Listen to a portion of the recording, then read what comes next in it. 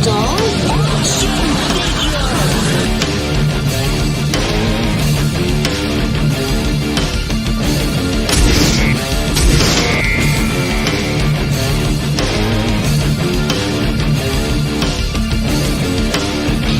I can do it.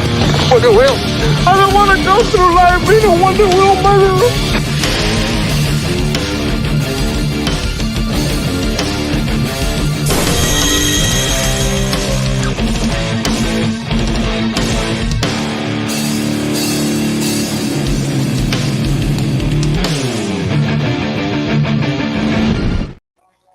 Ladies and gentlemen and gentle pigs all around, welcome to the Toy Show. Of course, this is co-hosted, so I can't be up here alone.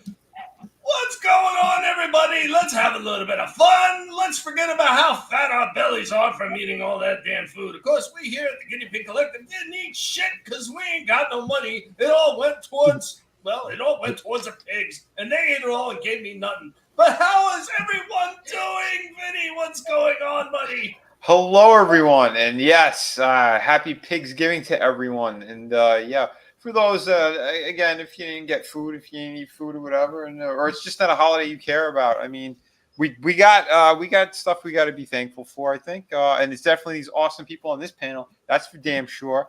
How you doing, Tommy?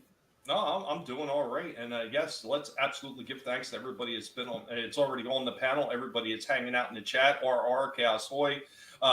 Vinnie, yeah, you're hanging in the chat as well. That's right, because we are co-hosting this mofo right now. That's right. Superfan Alan Shawhan also in the chat, up on the panel, and everybody else that is watching, be sure to go ahead and share those links out there right now. Let everybody know that we're getting ready to have some fun up here in this Thanksgiving son of a bitch and show off some goddamn toys and have a good laugh while everybody else is crying in a suit about something that Disney is doing. Get a life, you fucking losers. But let's say hi to everybody else on the panel. Of course, we got from the cold north, we got Steve. What's up, Steve? Hi, doing quite well. Had a shit frozen pizza today because there's no Thanksgiving in Norway because, you know, those Indians didn't give us a damn single turkey. So it's not a thing. So my belly is fat regardless of turkey. He's got a cornucopia of frozen pizza in his stomach. Yeah. Takes you back to the days of being in public school and getting that nasty ass. It wasn't even Elio's pizza. It was like the fake store brand shit. Probably something that they made out of a corner store. Yeah. Probably a bunch of Asians working there chopping the cats and that shit. We're also joined by Slasher. What's going on, Slasher? Oh, what's good? Happy Thanksgiving, everybody. Yeah, man. Even you, Stig. I'm wishing you a happy Thanksgiving. And we are also joined by the Wiener Dog Man. And the same day you and yours. Awesome. We're also joined by the Wiener Dog Man. We are joined by the Super Fang. That's right, man. I'm happy to be here with all of you. Hopefully you're having a great Thanksgiving. I'm glad to be with all our friends here, there, and even places that don't have it, like Australia and Norway. Yeah, that's all right. It's just another Thursday. But we're here to have fun with some toys, let me tell you. Amen. So you got the claws out already. That's fantastic. Hell yeah, man. Happy Thanksgiving, Adam. Jesus, just take those things off before you get in bed with the missus. What's going on? Brutal Morningwood also in the chat. I'm definitely thankful to be sitting alone in the dark. Jesus, they cut the power on you? What's going on, Brutal? Good to see you. Trina is also in the chat. What is going on, Trina? I hope that you're doing well. I hope that you had at least a semi-functional and enjoyable spam-filled Thanksgiving. That's right. I hope that the mister cooked spam for your big, giant meat meal. But oh, boy. What's wrong? What's wrong with spam as the center of your Thanksgiving meal? Does it really matter if it's turkey? Spam is not. No, you can't serve spam in place of a turkey. Sorry. You can't do it. All right, well, how about if you take it one step further, and let's just take a whole bunch of slabs of bologna and just wrap them up together to make it look like a turkey filled with mayonnaise. You mean bologna together, carve it up, make it look like a turkey, and bacon flavored too. They have maple as well. Hold on, as an Italian, I'm very offended at that he said bologna. Yeah, what are you doing, brother? He's literally just trolling us now. Trina, slap him. But this is what I do. This is what I do. I troll people. I can't help it. There are too many idiots out there in the world not to have a little bit of fun and poke at them. That was disgusting to listen to on behalf of Vinnie. Right? Yeah. Thank you, Stick.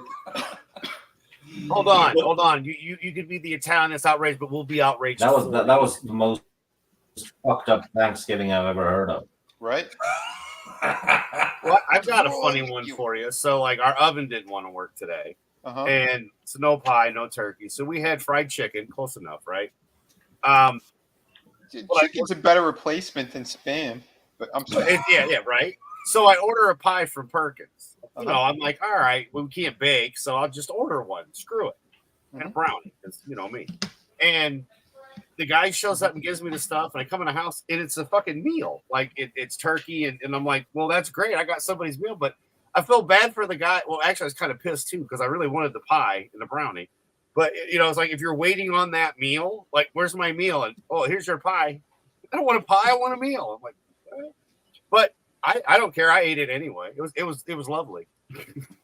Well, I had a fear today that, all right, see, I made what I made yesterday, and everybody else made the stuff today. And I was fearing that this motherfucker was going to come by my house with a tofurkey. And I would have just taken that shit outside and punted it right down the block. As you should. You know what? We got a few more people that stopping the chat. We got Soul Assassin also in the house. What's going on? Note to self: don't trust Tommy's cooking. God, Jesus, you know, I put up a video today for the pigs and what I did for the pigs. You can absolutely trust my cooking. Now, when I'm cooking for myself, all bets are off because I just don't give a shit. I'm not worried about it. What you did with your roll, man, and I mean, I thought for what you did. It was genius. I mean, it'll give you the beatus, but hey, as long as you enjoyed it. Hey, man, don't worry about that. I think I probably picked that up tonight with all the freaking desserts that I ate. Well, Jesus. Yeah. Did that matters? I thought I did. If he can't even pronounce the stuff he's making, though, I'm not filled with confidence. Yeah. But it's right. I hear you, Brutal. Yeah, Adam continued the tradition of Indians delivering food, but it was the wrong kind of Indian. Oh no. So on that note, let's get this pig kicked off. So we're going to jump into some toy stuff and have a little bit of fun. Some of the things. So the first one is actually something a little bit older. Yes, we do delve into some of the older toys every now and then. It's not incredibly old, but this is like 2012. And I just really had a hankering for digging out a few of the older toys. So I'm going back to an semi-older Transformer toy with this one. I really enjoyed this thing when it first came out. After like reviewing it again, after reviewing the toy, it scared the shit out of the audience. But, you know, I still think it was a fun toy for what it was at the time. Yeah, it just doesn't hold up to what we see later on in the 86 Studio Series line. So here we go with a second look at this figure.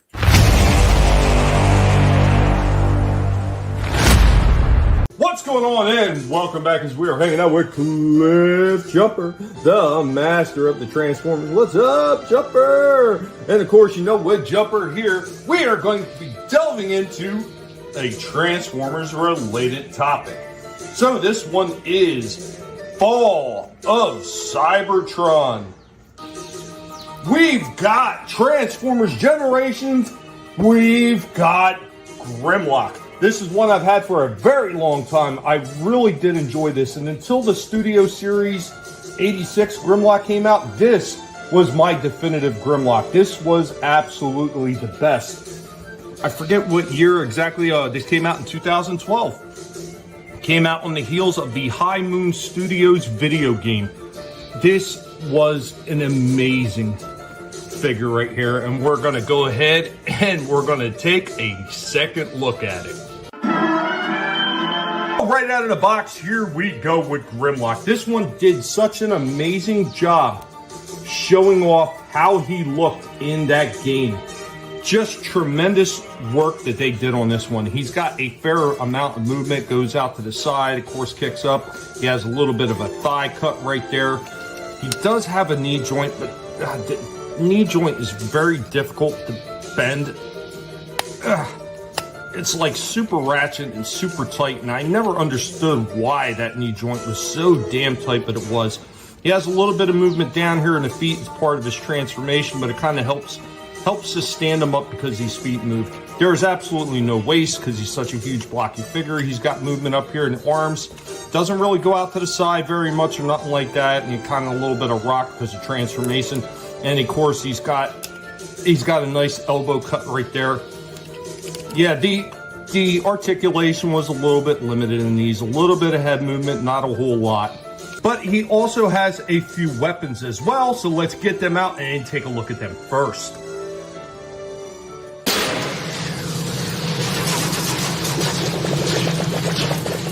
Here he goes with his energy shield and his Energo sword. Captured all the details from the game in this one, so let's go ahead and let's get him in his T-Rex mode and finish taking a look at him.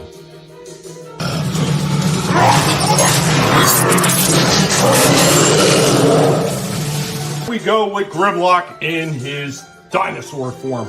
Now, the dinosaur form, it is a little bit lacking. I'm going to tell you, there are huge hollow spots underneath. The feet aren't really great at standing. One of the things that I really liked is got a nice little button on the back right here. Opens his jaws up, and he kind of get that flaming look like he's breathing fire.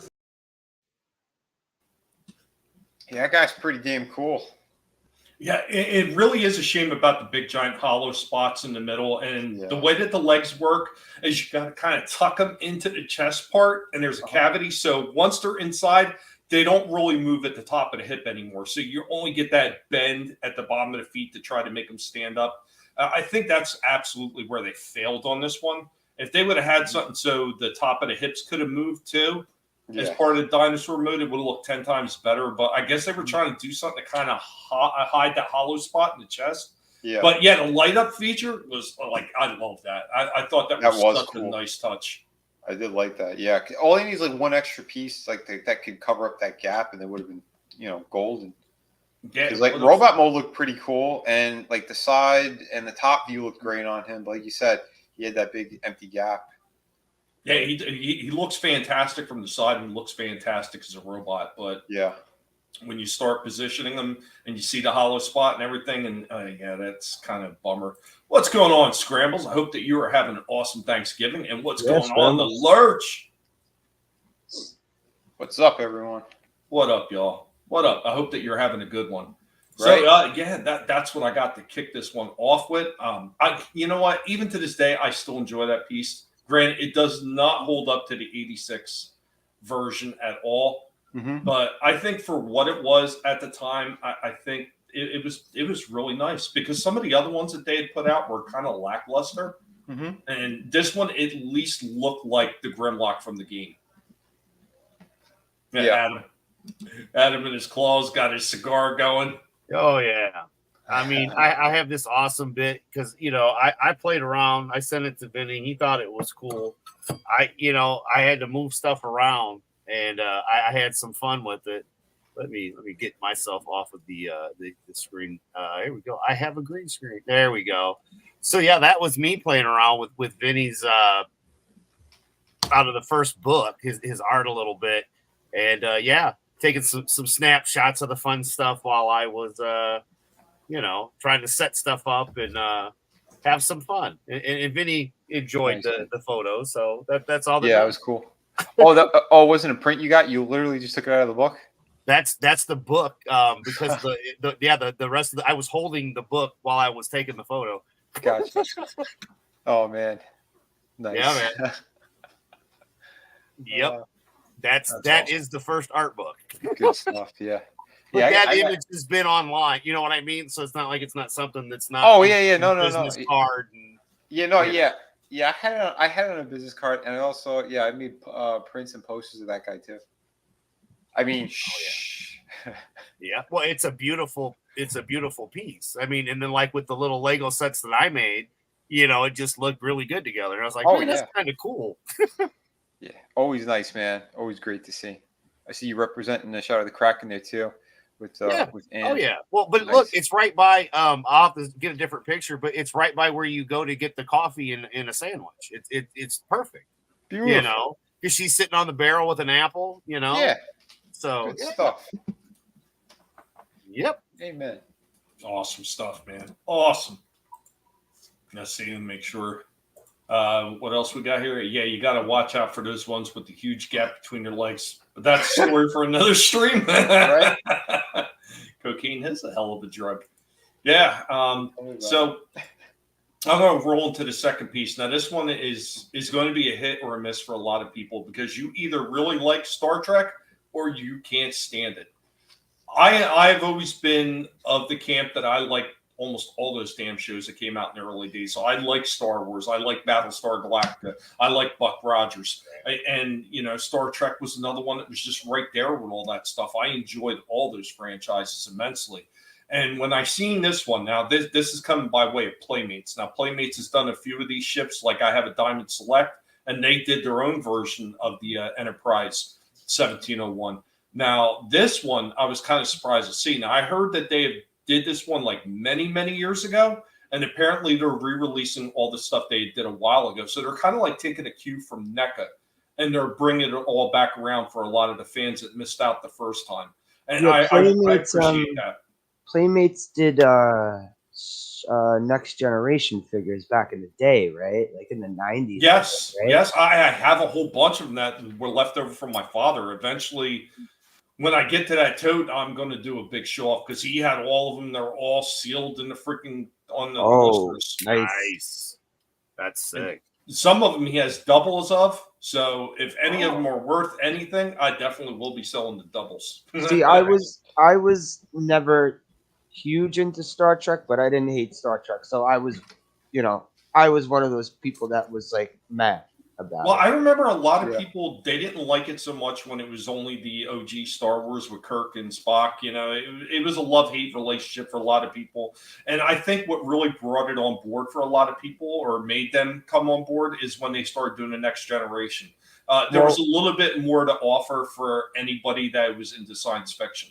What made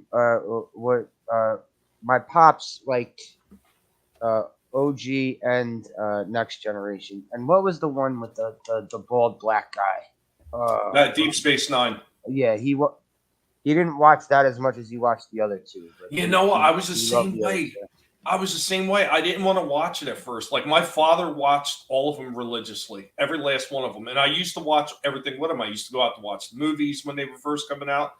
Deep Space Nine was the first one that I didn't like watching at first. And then years later, I went back to rewatch it. And I forget where I was watching it. It might have been, it could have been Netflix, might have been another service. But I went back to, to try it again. And I had a hard time at first getting through it because the first so many episodes are pretty goddamn bland. But once you get past those first few and the story starts picking up, the series becomes a lot of fun. And then it's almost impossible to stop watching it at that point. But yeah, it's those first few episodes you got to get through. And it's all the build up to where they're starting off and where eventually, you think they will be going with it. And if you don't have that, you kind of miss out on certain elements of the story. But in the same token, it's you almost wish that you didn't have to watch it at all and get right to the good stuff. But yeah, so Playmates did a re-release of this one. I seen it. As soon as I seen it, I nabbed it. And I was actually quite surprised with it. Wasn't as in-depth as the Diamond Select 1701. But this ship, I think they still did a fairly good job at it. And so let's go ahead and take a look at this one.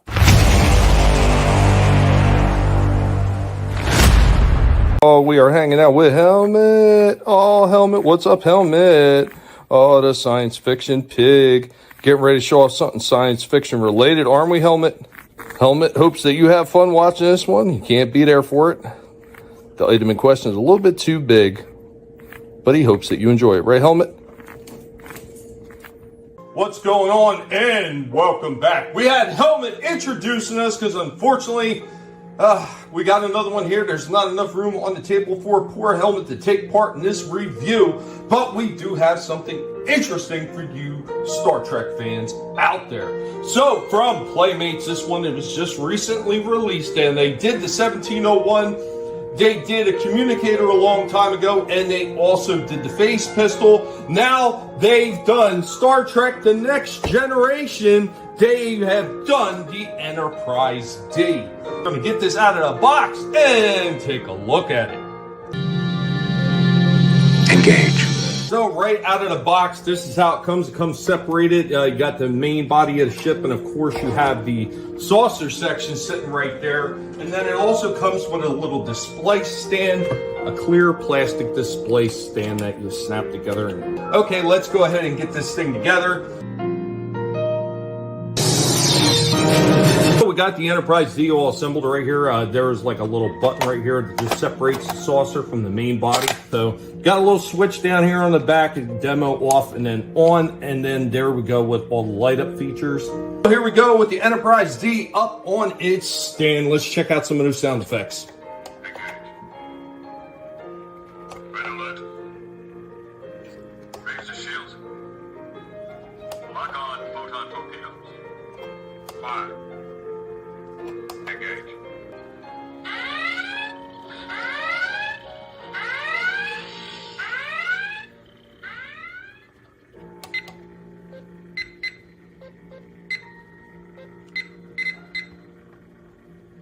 Got a phaser.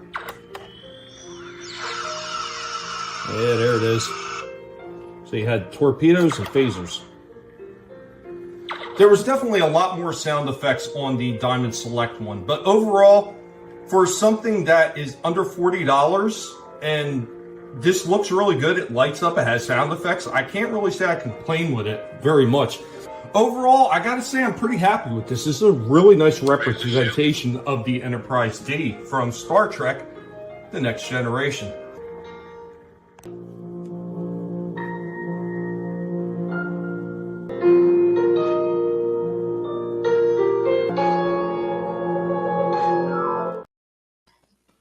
Dude, for under $30 and have lights and sound, and it's that big, that is awesome. It was actually just under 40. It was like 30. I want to say it was like 38 or so.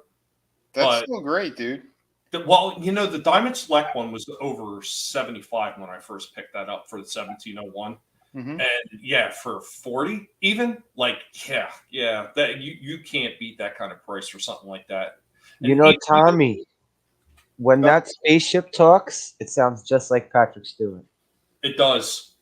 It does. So yeah, if you guys want to try to copyright claim me for something that's on a fucking toy, you can kiss my ass. Wait, they'll copyright claim you for? They could try it. They could try it. For Patrick Stewart's voice? You know what? I had Discovery try to copyright me on BattleBot toys that I was fighting.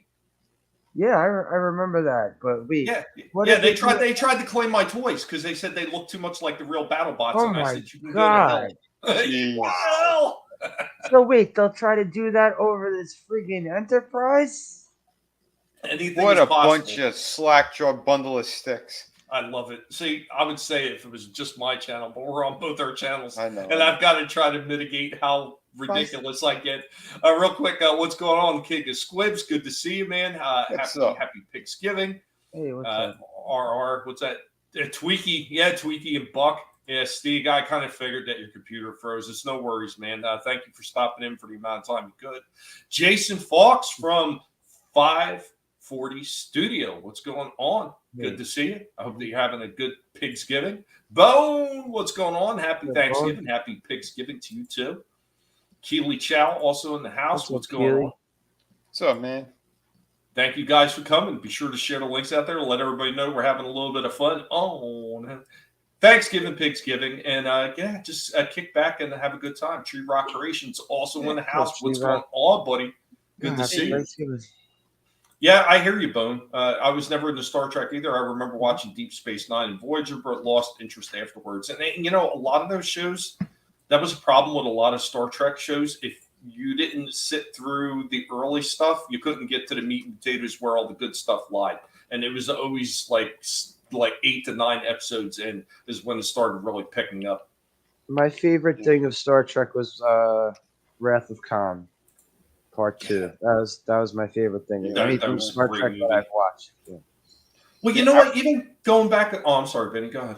No, I was gonna say, yeah, I watched all that stuff when I was a kid. So I mean, like, I wasn't a diehard, but like slash, like I enjoyed them. Like whatever I saw, I enjoyed. I'd And I say know it's not even like I enjoyed them because I found so many of the OG episodes to be, Batman, Adam West levels of yeah, corny. 60s Batman style. Yeah. Yeah. Yeah. Well, So I it's wasn't it's funny that huge you into say it. that because I was watching both series kind of back to back, so that's why I was okay with them. You know, I'm happy I could say I've seen them all, but I don't remember everything, and like it's not like I go back and watch it all the time or anything. But for what it was all right. I enjoyed the movies and like Next Generation. That shit was kind of. So all right, so Tommy, you said that they could screw you over because of the noises from that ship, or because of how the ship looked. Anything is possible with these people if they really want to be D-bags about it. Yeah. Stupid. Oh yeah, it's up to them, and YouTube lets them. It's pretty amazing. That's so stupid. Mm-hmm. Oh my god. No, I was going to say, you talk about Wrath of Khan, and I always love that one. But even going back and watching some of the other ones, like The Voyage Home, The Undiscovered Country, like those things are just amazing. Going back and rewatching them like years later, like some of the stuff you might have missed early on, or maybe just didn't grasp it quite as well as you can now. Mm-hmm. I think those movies stand up. I think the first movie was boring as hell. Yeah, you know what? Even the first movie, as boring as it was, rewatching it now, it has like mellowed on me a little bit because I hated the first motion picture when I was a kid. Mm-hmm. I couldn't stand it. Rewatching it now, I still can't say it's the most amazing thing since sliced bread. It's nowhere even close to that, but it is more enjoyable. I'm sure it's a masterpiece compared to most of the movies out today. So I'm sure if I watched it now, I'd be like, oh, you know what? Oh, not bad. You know? What's going on, Frankie? Happy Pigsgiving to you. Miss Martin, Muse is in the house as well. What's going on, Miss Martin? Happy Pigsgiving to you. Undiscovered Country was very good. It was indeed. I love that one now. Wrath of Khan, Search for Spock. Yeah, Spike 220. What's going on, man? What's up, buddy? Was Undiscovered Country Part 4? What was the one where they saved the whales? That was Jesus. Was that? Was it 4 or 5 where they saved the whales? I can't remember that. Was that Search for Spock? No, because Spock was alive in this one. Right. Yeah. Was that the Undiscovered Country? It might have been. Or no, The Voyage Home. There it is. It's not like I gave a shit about Star Trek, but for some reason my dad took me to see that in the theater. I guess he really wanted to see it. So. That's cool, though. Yeah, Undiscovered Country was Part 6. That one's really good too because it starts off with that meeting that they have with the Klingons. Mm-hmm. And I didn't see all of them. So. Which was the one that they did the crossover with Next Generation? That was Generations. Generations, right? Yeah. Okay. Which I didn't mind that one either. No, that was pretty good. Isn't that the one where like he kicks that one guy? He kicks that one guy in the knee, and you find out it's actually his dick. Yes. It's been a while since I've seen it. I don't remember. You know what? Even going back and watching Nemesis, I don't mind it as much now.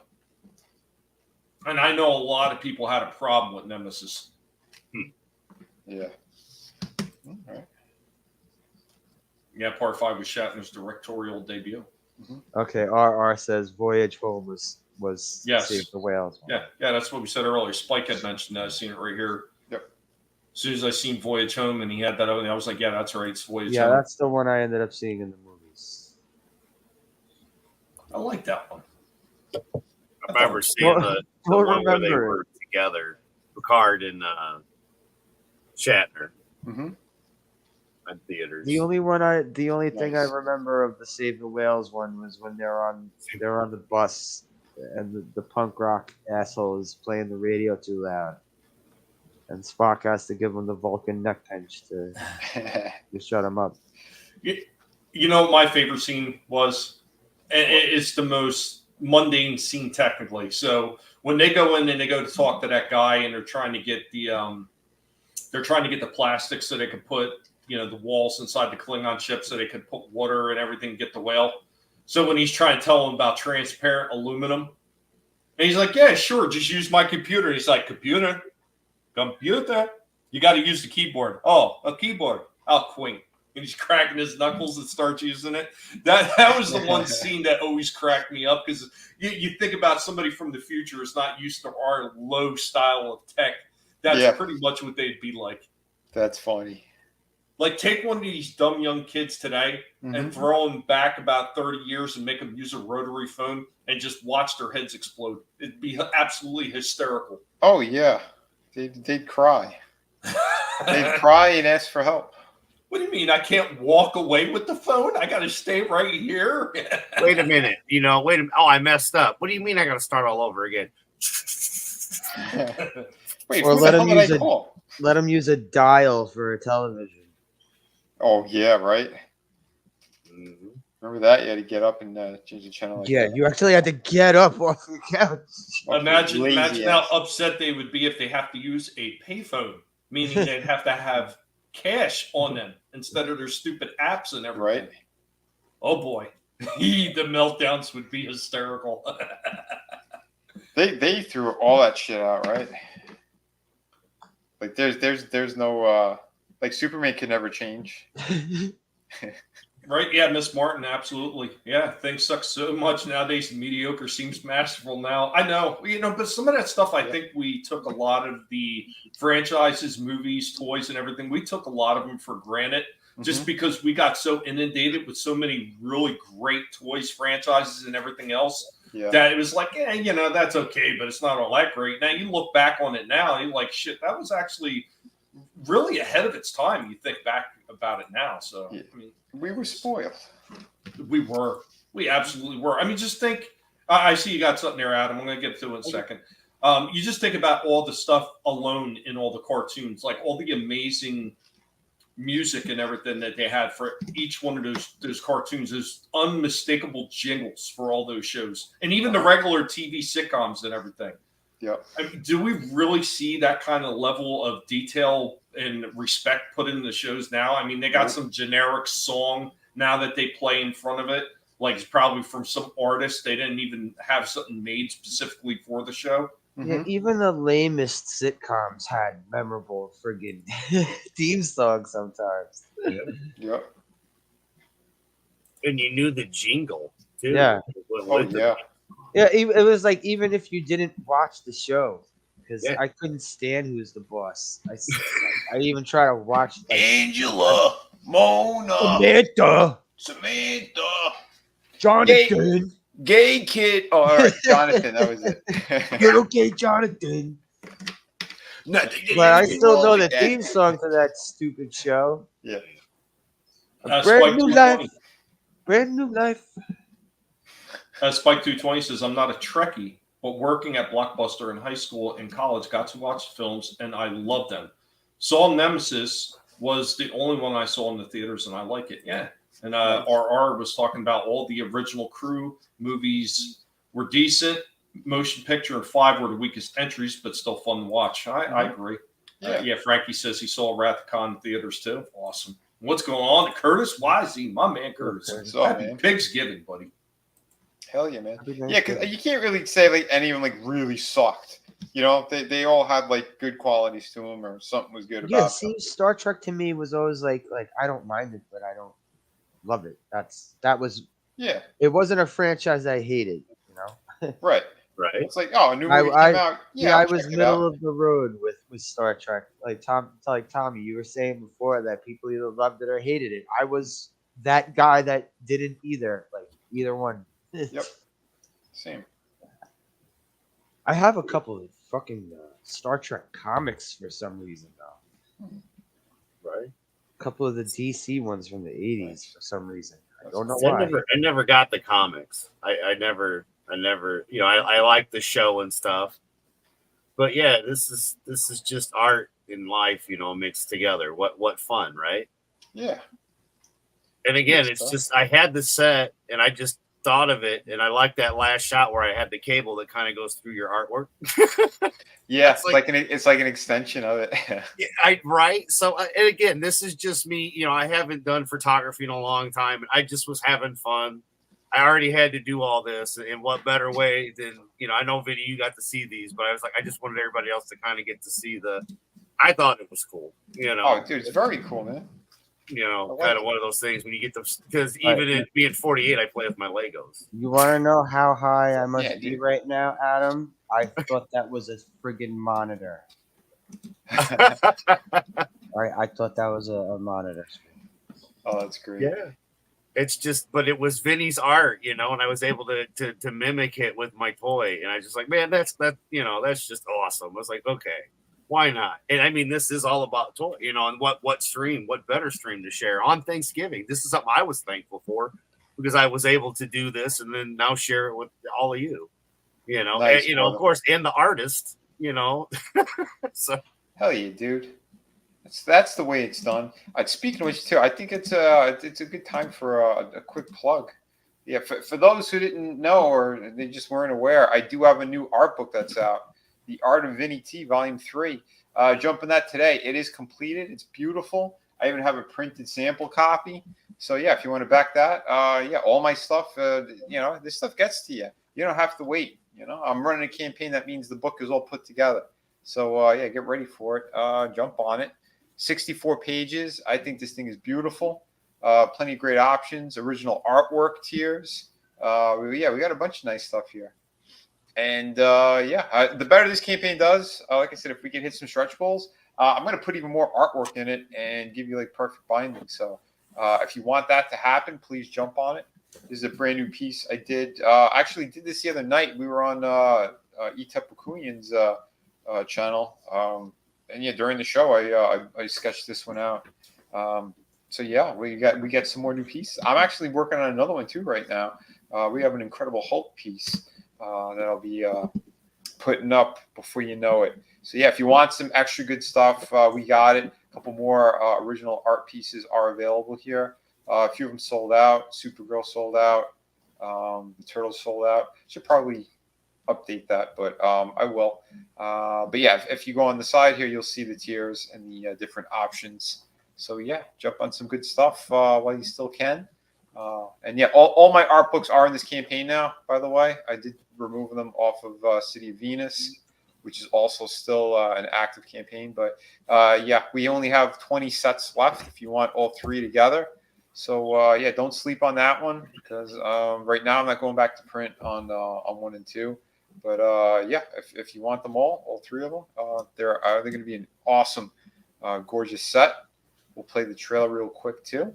Oh, and guys, remember, help us by helping yourself, helping meet those stretch goals, because there's never been a woman that complained about stretch goals. That's right. It's we're going to add a whole lot more, and that's what the ladies like. So let's give a whole lot more, not just for the ladies, but for everyone. Armies!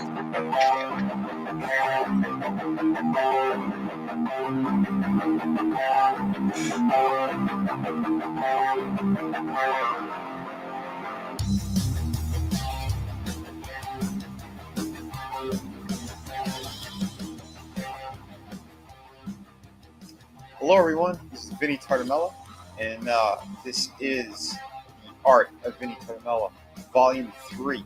This book will be 64 pages. I am the creator of Shadow of the Kraken, creator of City of Venus, Dead City, co-creator of Through the Woods, and I have a ton of amazing projects. This book is going to be loaded with awesome drawings, sketches, super detailed ink pieces, and full color illustrations. And as a bonus, I'm going to have a sneak peek at City of Venus, Dead City 2 in this book as well. So a couple of awesome pages and panels and things to whet the appetite. I hope you guys will stay tuned for that one. That book is going to be 52 pages. You guys wanted more story, more artwork, so you're going to get it.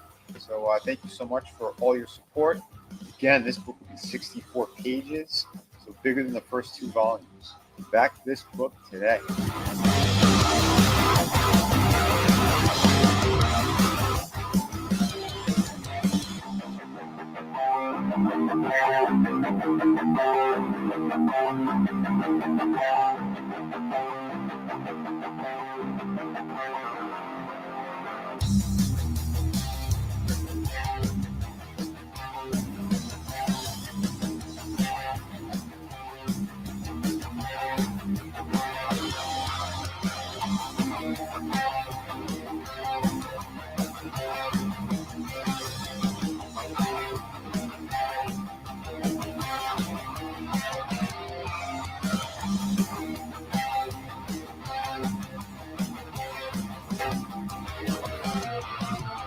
So yeah, guys, jump on that stuff. I think you're gonna love it. Like I said, there's more even big surprises too.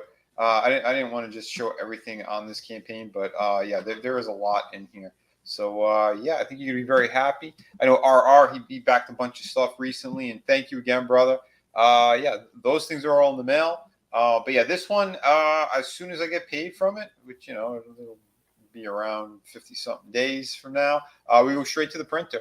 So again, try to make this happen sooner rather than later, because yeah, we got to hit the stretch goals before we go in demand.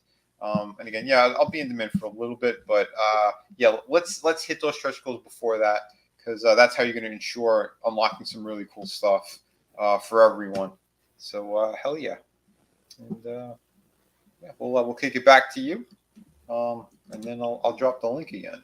All right, awesome. RR was saying it wasn't until the Generation films after the second film that the quality of the film started to decline.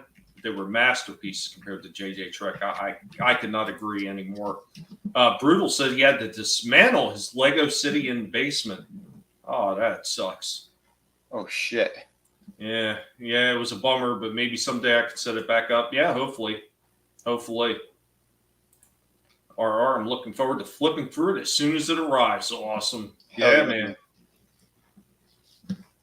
Yeah, rebuild it stronger and better. Curtis, thank you for sharing all the links out there, buddy. Always appreciate that. Curtis always on top of stuff like this, man. You guys that mod for my channel and most of the ones that are over here modding for Vinnie as well, guys are absolutely amazing. I don't think enough raises set your way. I promised a number of months back that there's a special shirt with a special Vinnie artwork that's going to be on that shirt. I have not forgotten about it. Don't think that I have. I'm actually just looking for a better company to print these shirts before I send them out to all the mods and all the people that have helped the channel like that over the years. It's going to be mostly mods though, because you're the guys that I want to thank. So I'm just checking out. I'm going to need to get a couple shirts back, and I got to test the quality of them first, because even though Stream Element shirts are decent, they don't hold up over time. And I personally like wearing the pig shirts. I like wearing the pig shirts out. They're conversation starters too, especially when I go to the pet store. So that's awesome. I like wearing them, and unfortunately, every last one, the Collectable Past, the Pauls, like all of them, they just start wearing out, and everything's just like falling off, and they look like they've been through a ringer. So I don't want to send that out to all you guys that have done amazing work for the channel over the years. I want to thank you properly by giving you a shirt that's actually going to at least last. Yep. If it lasts through my nonsense that I put them through, they shouldn't be any problem for anybody else. I mean, unless you're doing some really weird shit, I don't want to know about it. They should be fine.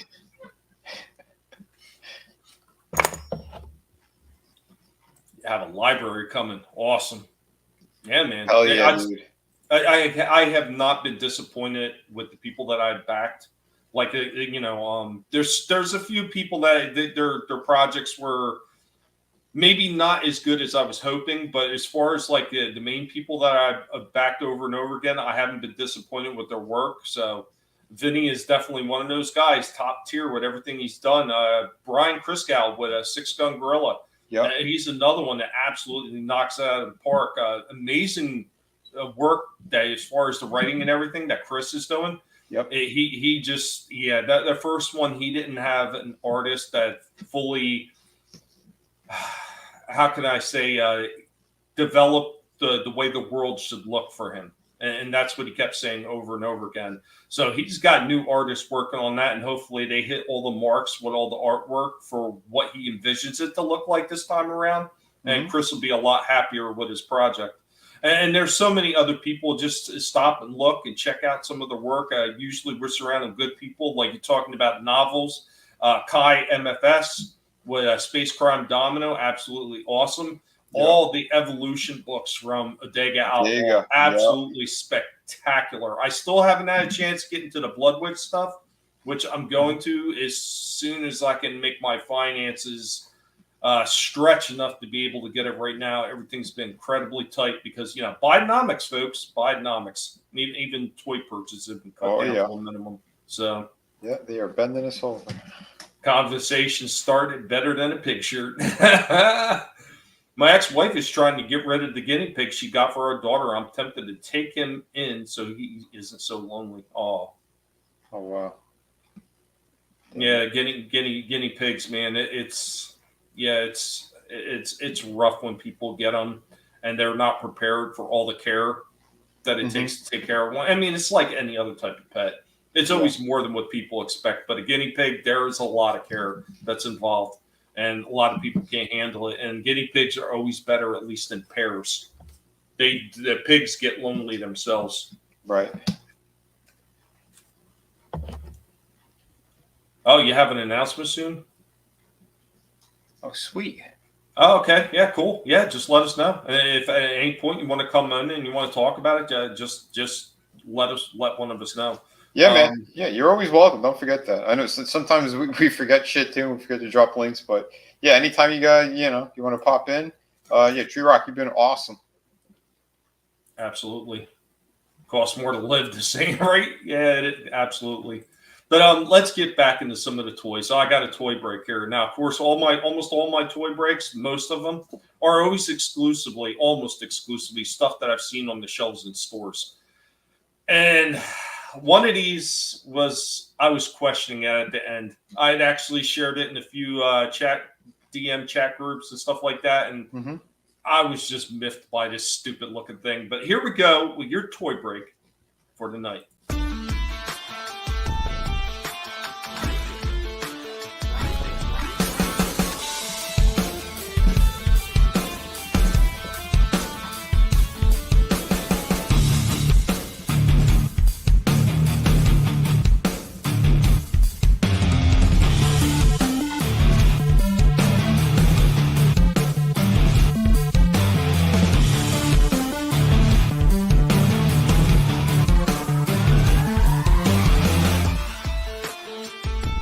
These are just weird. Caveman Batgirl. I like Caveman Savage or Indian Robin. Like, just weird stuff. There's a Joker. Okay, Black Lantern Superman. Very odd. And Superman or Superman Earthquake. Yeah. I just don't know about some of these choices for these things. They're just very questionable in my book. I don't know. Does anybody else just find it just a little bit ridiculous? Oh boy.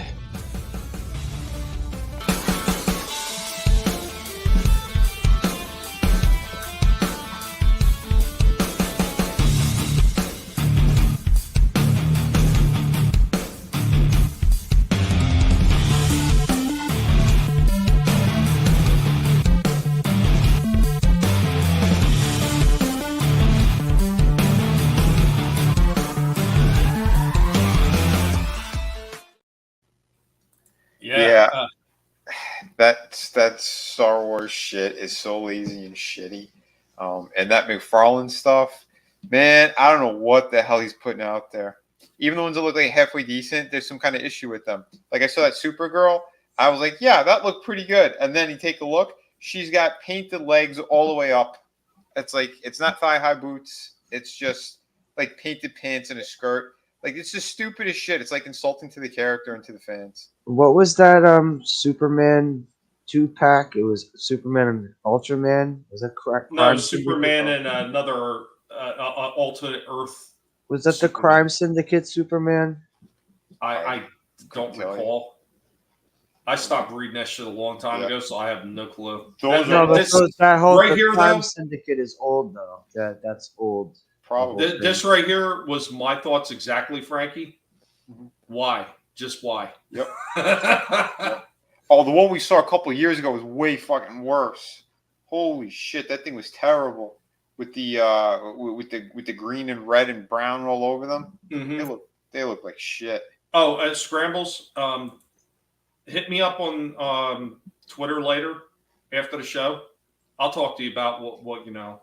What's probably best. It's how to explain it. It's almost like YouTube. There's a bit of a vetting process when you get a pair for another pig, because sometimes it doesn't always work out.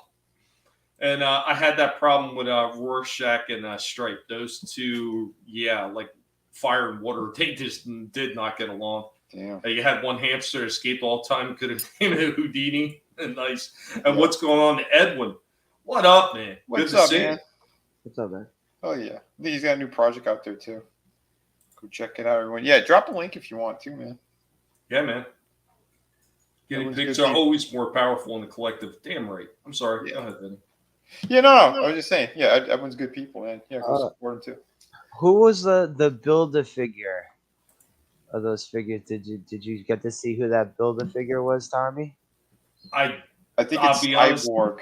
Because Yeah, someone I had a don't know. giant red and black leg. It didn't look like Cyborg. It was red and Well, black. which one? Oh, in the caveman one, or I don't remember which one, but There was- I saw on the side just someone. It was like Yeah. one giant leg.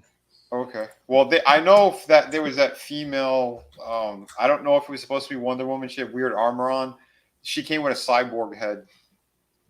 I saw that one in stores, and she was in one of my shorts. But if there was another Build-A-Figure, What was she doing in your shorts, Vinny? What did you like to know? Oh, not really. Adam already knew I was going there. Oh yeah. That's not a YouTube conversation. You're gonna make me do it, ain't you? You're gonna make me do it. Do You're gonna what? make me bring out the Vinny Tarta marshmallow. Uh-oh. Marshmallow. Bring out the marshmallow. You I didn't motherfucker. even have to work for this one. This was just sitting out there. I was like, oh, this is perfect. Vinny's gonna love this. You guys are dicks, but thank you. Happy Dick Day. Yeah. Not a problem. Not a problem, Scrambles. Yeah, Rorschach didn't like Stripe. Holy shit, man. They just went at each other. There was fur all inside the damn cage. And it seemed like they were fine at first, but yeah. Hmm. What can you do? It is kind of one of those things. Yeah. So I have one more toy review that I'll show a little bit later, and that was I felt like was the best one of the evening. I was pretty impressed with that one, and it was the NECA. Few faults on it, as always with NECA, but it wasn't an ultimate. So, but yeah, there's a few things to talk about. So they got more Transformers, and they got like 3-0 again, doing some stuff. Okay. Granted, this is $80 for this damn thing, but Jesus Christ. look at the level of detail in this thing. Like here, I'll get the blow up picture. Oh shit, that is beautiful. It is that it's got to be like the best looking side swipe that I think I've ever seen. But that price point is. And just he actually murder. transforms, or is he just? He transforms, yeah. Wow. Yeah, it looks fucking nice. And they work with which company? This was a 3-0. Okay. Oh, okay. I thought 3-0. They only when they did stuff like this, they don't transform. I thought it transformed. I could have swore I seen a vehicle form. Did I don't have it up in the 3 pictures right here, but All right. I'm pretty sure it did. Yeah, I'm curious about that. There was that For one. that Then they price, had if it this. transforms, man. Yeah, because I thought, I didn't they usually transform. I thought it was kind of more like the skull. Well, you know the Optimus Prime from the Bumblebee movie, Mm-hmm. the design. I know 3.0 released one of him, and then a third party released one. The same level of detail on both of them, except one transformed, but the 3.0 one did not. And the transformation on the third party one, dude, it was like origami times a million. I don't know how the hell you would transform that thing, even with instructions and a fucking video. Yeah, it's crazy. Yeah, Tree Rock. Yeah, Vinnie had posed it to me about streaming on both of our channels, so we'll try it out for a while. I mean, I know Trina was talking earlier. It's kind of upsetting her because it's a chat divided. There's a way to get around that, Trina. Just have two windows open and watch both of our channels at the same time. There you go. There you go. He is a loner, and you know when I first got him and Helmet were cage mates. Because it was some young, once again, this is leading into what Scrambles is dealing with. So some young college girl that picked up two guinea pigs had no clue what she was getting into. Couldn't take care of him. It was too much for her. And she brought him back to the pet store. I just happened to walk in at the right time and see those two guys there. And I was like, oh, yeah, I'm bringing these guys home. It was a nominal fee to adopt them. I think it was like $50 to adopt both pigs, I think. Normally a guinea pig costs almost like 30 some odd to $40 a pig now. So at the time, I think it was over 35. So right there alone, I'm paying less than what I would have if I would have got two pigs directly from the store just by adopting them. Plus, there was a cage thrown in, there was a bag of food, there was a water bottle, and there was a few other like small trinket items that came with them. And I was like holy shit! Like I'm getting like a whole to-do. That was probably like over $200 worth of guinea pigs and, stuff for like $50. And, granted, I'm doing one better by adopting too, because it's always best to adopt first if you can. So, yeah, that's great. Oh man, your pig signal came out, or your pig sense came. That's what it was. It wasn't that you were lucky. It was they were calling you and you just didn't know it. They're like, all of a sudden a little light went off in your head, said, I need to go to the pet store today. Hey, Planet Topor, what's going on? Happy Pigsgiving to you, sir. Yeah, man. Hope you're having an awesome one. A pig package you couldn't resist. You're damn right. Damn right. And it was the first time the wife didn't even argue it, because normally, she's highly allergic to guinea pigs and hay. So it's kind of one of those things. I kind of feel bad about bringing more pigs home, but at the same token, it's more pigs. Pigs are fantastic. Remember, pigs are better than people. Yep. I love these guys. They're so awesome. But they also had this. So Transformers Reactivate, Bumblebee, and Starscream. I'm not really sure how I feel about these. Yeah, I'm not familiar with those. Yeah, so it's a 2-pack, $62. I mean, that price point isn't horrendous. That's falling right around the same as the Earthrise 2-packs, the 86 movie 2-packs, which were right around 50. So it's not too far out of the ballpark. Mm-hmm. But I just don't know about something about the sculpts. They just they look weird.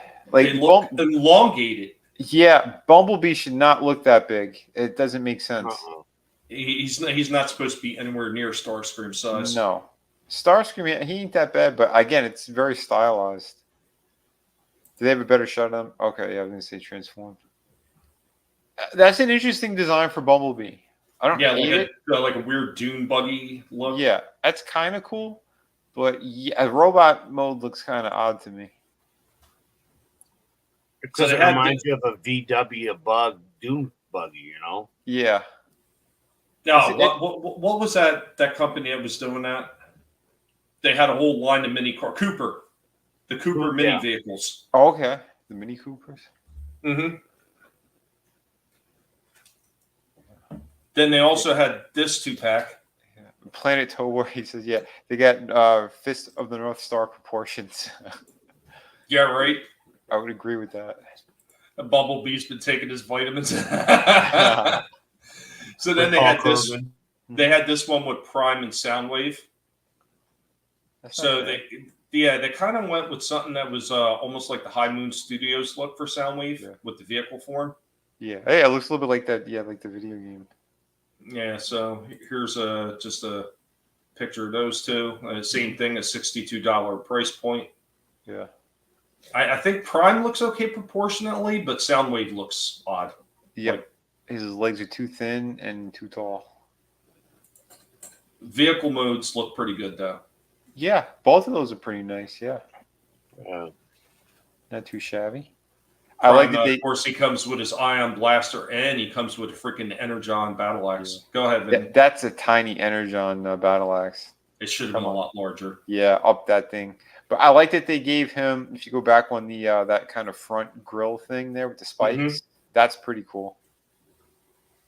You don't normally see that with Optimus, but that almost kind of Road Warrior-esque. Yeah, yeah. You know, I wish they would do that. Holy shit. Transformers. Hasbro, listen to this pig. Yep. You want to make a killing selling some crossover freaking Transformer toys? Do crossovers with the Road Warrior. Make like the Interceptor. Make that big giant semi that was in the first one. That'd be cool. Death Race 2000. Oh, we got a guy here that could help design them too on the panel. Just saying. Damn right. Amen. I'll give you all the ideas. Vinny can design them. We can both get rich, and you guys can make a ton of money. Have they ever done a Voltron Transformers? I mean, I guess Voltron is already a Transformer. No, because it's because Voltron is owned by a different company, and the only time that they worked together was back in the 80s when they actually lent out what became Jetfire. They're owned by Bandai. Yeah. Oh wait, I thought Jetfire was Robotech. But it was eventually acquired by Bandai. Like Macross and all that was acquired by Bandai. Okay. Yeah, I didn't know that. And I'm just not sold on the Soundwave. The Prime looks okay, but his limbs look wimpy. That's what I'm saying. He looks like he's on crack. It looks like something out of that Prime universe style of animation. I think Slasher was right. It's just that's crackhead Soundwave. He looks like Lex Luger, except for he's still standing. Oh, modern day Lex. There you go, right there. See, RR, yeah, Transformer Interceptor would be badass. Hell yeah. Yeah. Soundwave's waist is too small. Yeah, he was on that Jenny Craig diet, and he was doing a little bit too much of the moldy oldie dancing routine with that Fruit Loop. What the hell was his name? Oh, come on. Everybody's got to know that one. The guy who did this sweat to the oldies shit. Oh, Richard Simmons. Richard Simmons, yeah. I always hated that guy. It just well, he's not a guy anymore. He was so annoying. Yeah.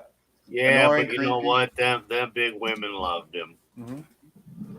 Yeah, that little gay man. Hefty. Big women, Vinnie. The big women love that little gay man. Yeah, hefty. Not wimpy. Planet Tobor says he wants a Gorka Morka Transformers vehicles. I am not familiar with Gorka Morka. Me neither. What the hell is that? You're going to have to explain that one, Planet Tobor. Yeah, man. His thighs are like toothpicks. Brutal. I just looked it up and I found a Mad Max Prime Transformer. Really? Oh shit! Awesome. Is that done by somebody who did a custom? I'm thinking that's what it is because I don't remember ever seeing anything like that officially. I gotta say, I like those like when you showed me that fucking the Thunder Machine. Yes. Transforming Thunder Machine. I thought that was awesome. That one looks great. The Soundwave, it comes with Zartan and Zorana. Yeah. And then Ravage Why is like just a come dog. with Thrasher though? What the fuck? Should have just came with Thrasher. I guess they wanted to make it. They want to make it more special. Now, I'm going to get into one last thing here, and then we can have open discussions before I play my last video. Okay. So I'd seen this on Twitter like a week or two ago. So people were spreading this picture around, and they were talking about Cassette Man by Radio Shack. It was a knockoff Transformer Soundwave. Mm-hmm. Very blatant knockoff. It was not a knockoff. It wasn't by Radio Shack. Cassette Man was actually made by Takara for their microchange line before they partnered up with Hasbro.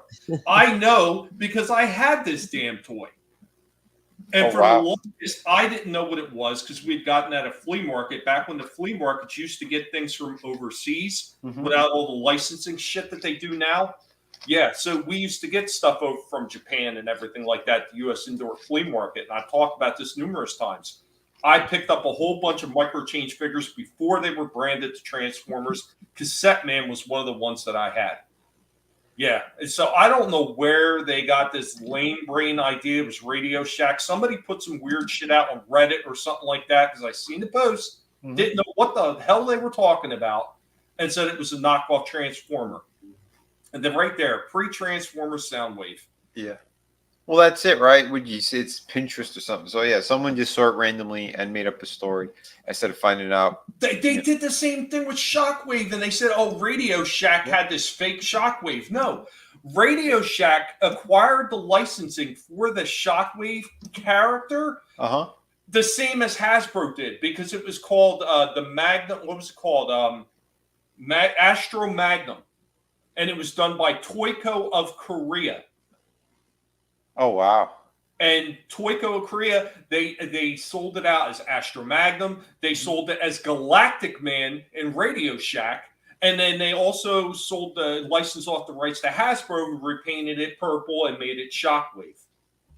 Wow! But most people don't know that shit because, well, they see something on a Reddit post or like you said, Pinterest or someplace else where somebody just doesn't know what the hell they're talking about. Yeah. Look, you want that information, you got to go to the source. Now, a lot of this information is not like I grew up knowing every last one of these things. I found about it and acquired this information over time because I'm so invested in this franchise in the early days of the franchise. I used to collect Micronauts, and then I found out about the Micro Man that it was based off, that Mego had acquired licensing rights for to sell in the United States as Micronauts. I learned about all this shit afterwards. And then in turn, I found out about all the stuff with microchange, with Diaclone, and all that stuff over time.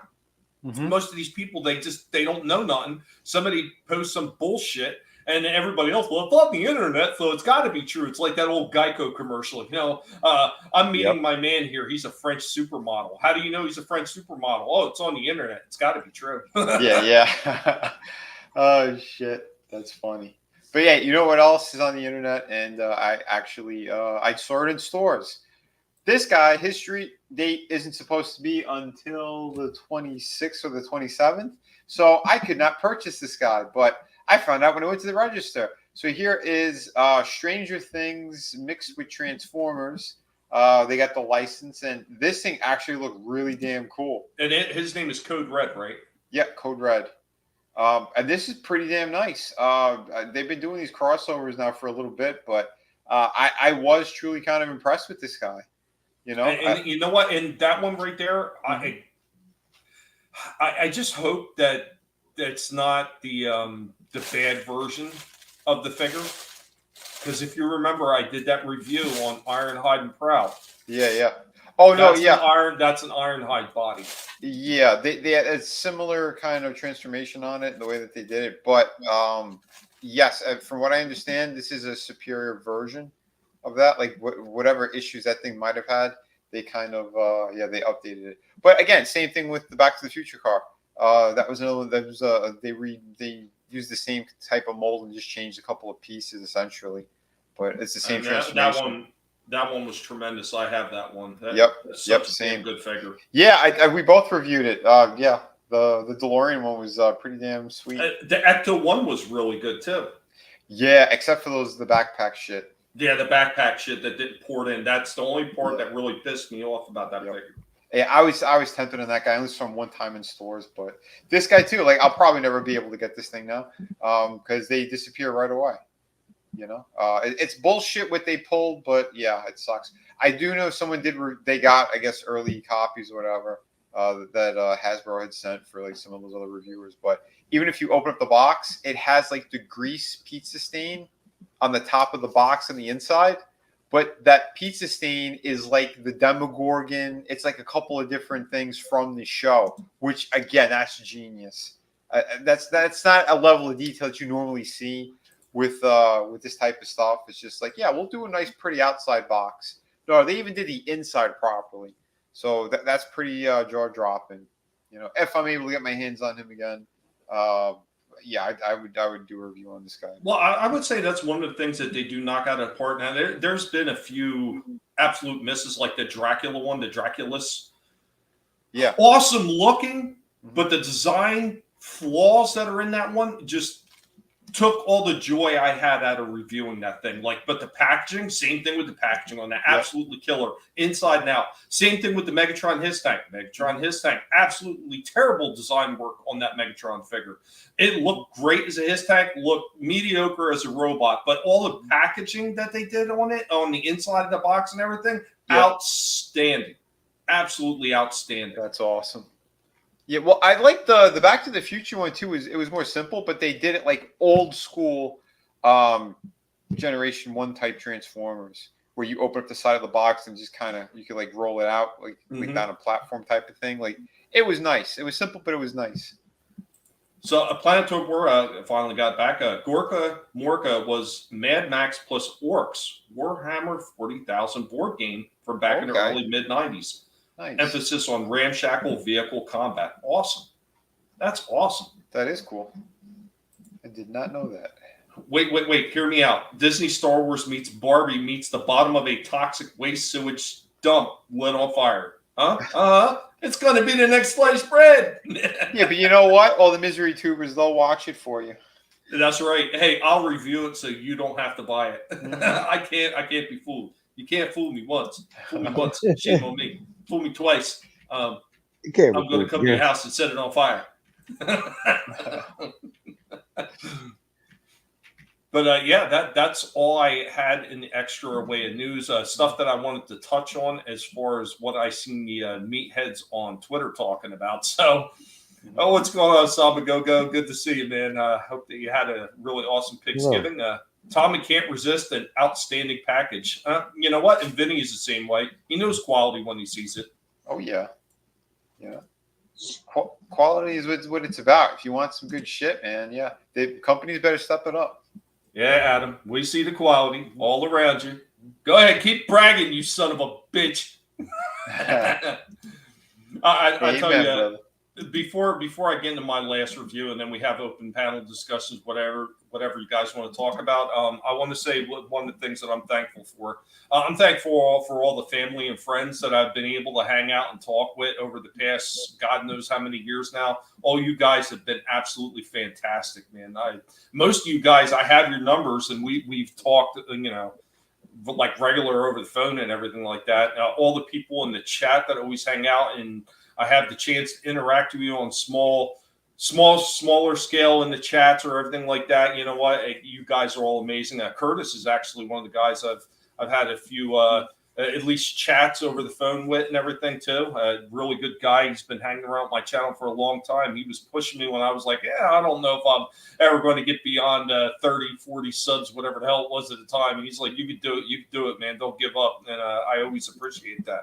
Thank you. Nice. Also appreciative for all the time that I've had with all the pigs that I've had, all the ones that are with me, all the ones that are no longer with me, including Cringer. You know what? I absolutely relish those times that I got to spend with all those guys too. Absolutely outstanding little fuzzy bastards that eat all my damn money. But you know what? I love them all the same. They're absolutely fantastic. Yeah. Remember, guys, there's always something you can be thankful for, no matter how bad it looks, no matter how dark it is. There's always a light there that's letting you know that things are not all shit. At least not just yet. Absolutely, man. I'm glad you said that because, I'm very grateful for each and every person that shows up week after week whenever we do our streams, whenever we're doing all this stuff, all the projects that you guys have backed. Again, your support is huge. I want to keep putting out amazing quality stuff, and I'm only able to do it with the help of you guys. So, again, and thank you for the backer tonight as well. On the art book. Like I said, anyone else, if you guys want to jump in on that, please do. And get the word out. Even if you can't, just grab a link and put it out on social media. Let people know I got new projects, and everyone knows I put up top quality stuff. That's just how we roll here. So, I did find this thing. So this is the Mad Max Prime. That's awesome. I'm assuming that this is a third-party thing, but it looks really cool. And do they have figures? Yeah, he's a robot form. This is someone else's channel, so I'm not going to play any of the footage, but that's what his robot mode looks like. Do they have figures? Again, I believe this is some kind of third-party knockoff. Oh, okay. Yeah, like they just made their own thing. Oh, okay. Yeah, it looks good though. Cool. Yeah. yeah, it looks pretty damn sweet. So again, like I said, it's someone else's channel, so I'm not playing any of the footage. But yeah, nicely done. I appreciate that, RR. He says he's a dad. He says a drink to the most powerful pig in the universe, and dang, outlaw in the house. What's up, Doc? Good What's to up, see you. Doc? You want to swing in and shoot the shit with us for a minute? You absolutely can. Glory to Cringer. Thank you, Chaos Hoy. Cringer was a super pig. Frankie knows. I'm grateful. I ate some grapes tonight. That's something. So before we open it up to whatever anybody else wants to talk about, I got one more toy review here, and this one, while not hitting a perfect number, I think it was still damn well done. Let's see what you guys think about this one. This one is actually horror related, and it comes by NECA.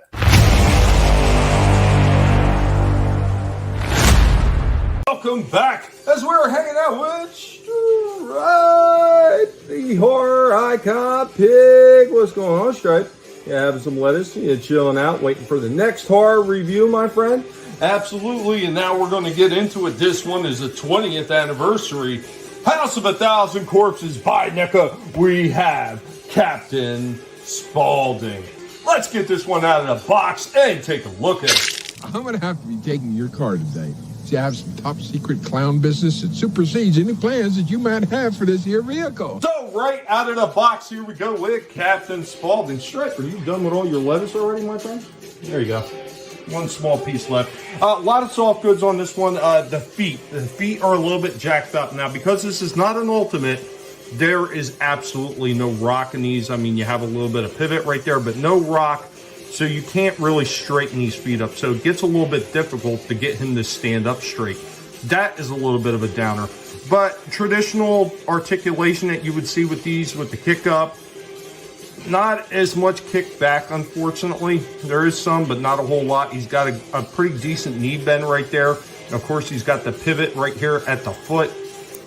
See, does he have a waist turn? Does have a waist turn. It's not a hula hoop or anything. It's just a traditional waist turn. Really good motion on the head, though. There is a bit of a ball there, so he does have a fair amount of movement on the head.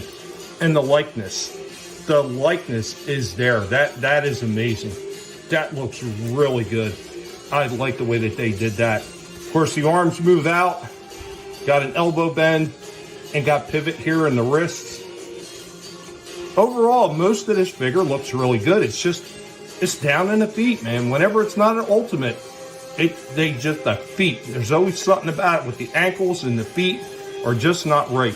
This would be killer if they even just had a little bit of rock here in the feet so you can get these feet pointed in the right direction. It does come with a couple extras, which I can only assume this is a bag of chicken. I'm not really sure what else this could be. I'll tell you what, Ski King.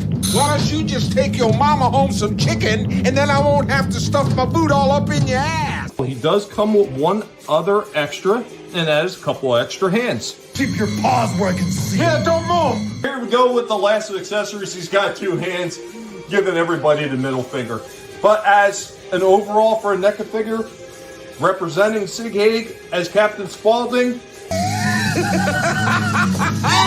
I think this one actually looks pretty damn good. Anyway, guys, I can't give this one a perfect score. There are too many things that are kind of omitted or missing for this one.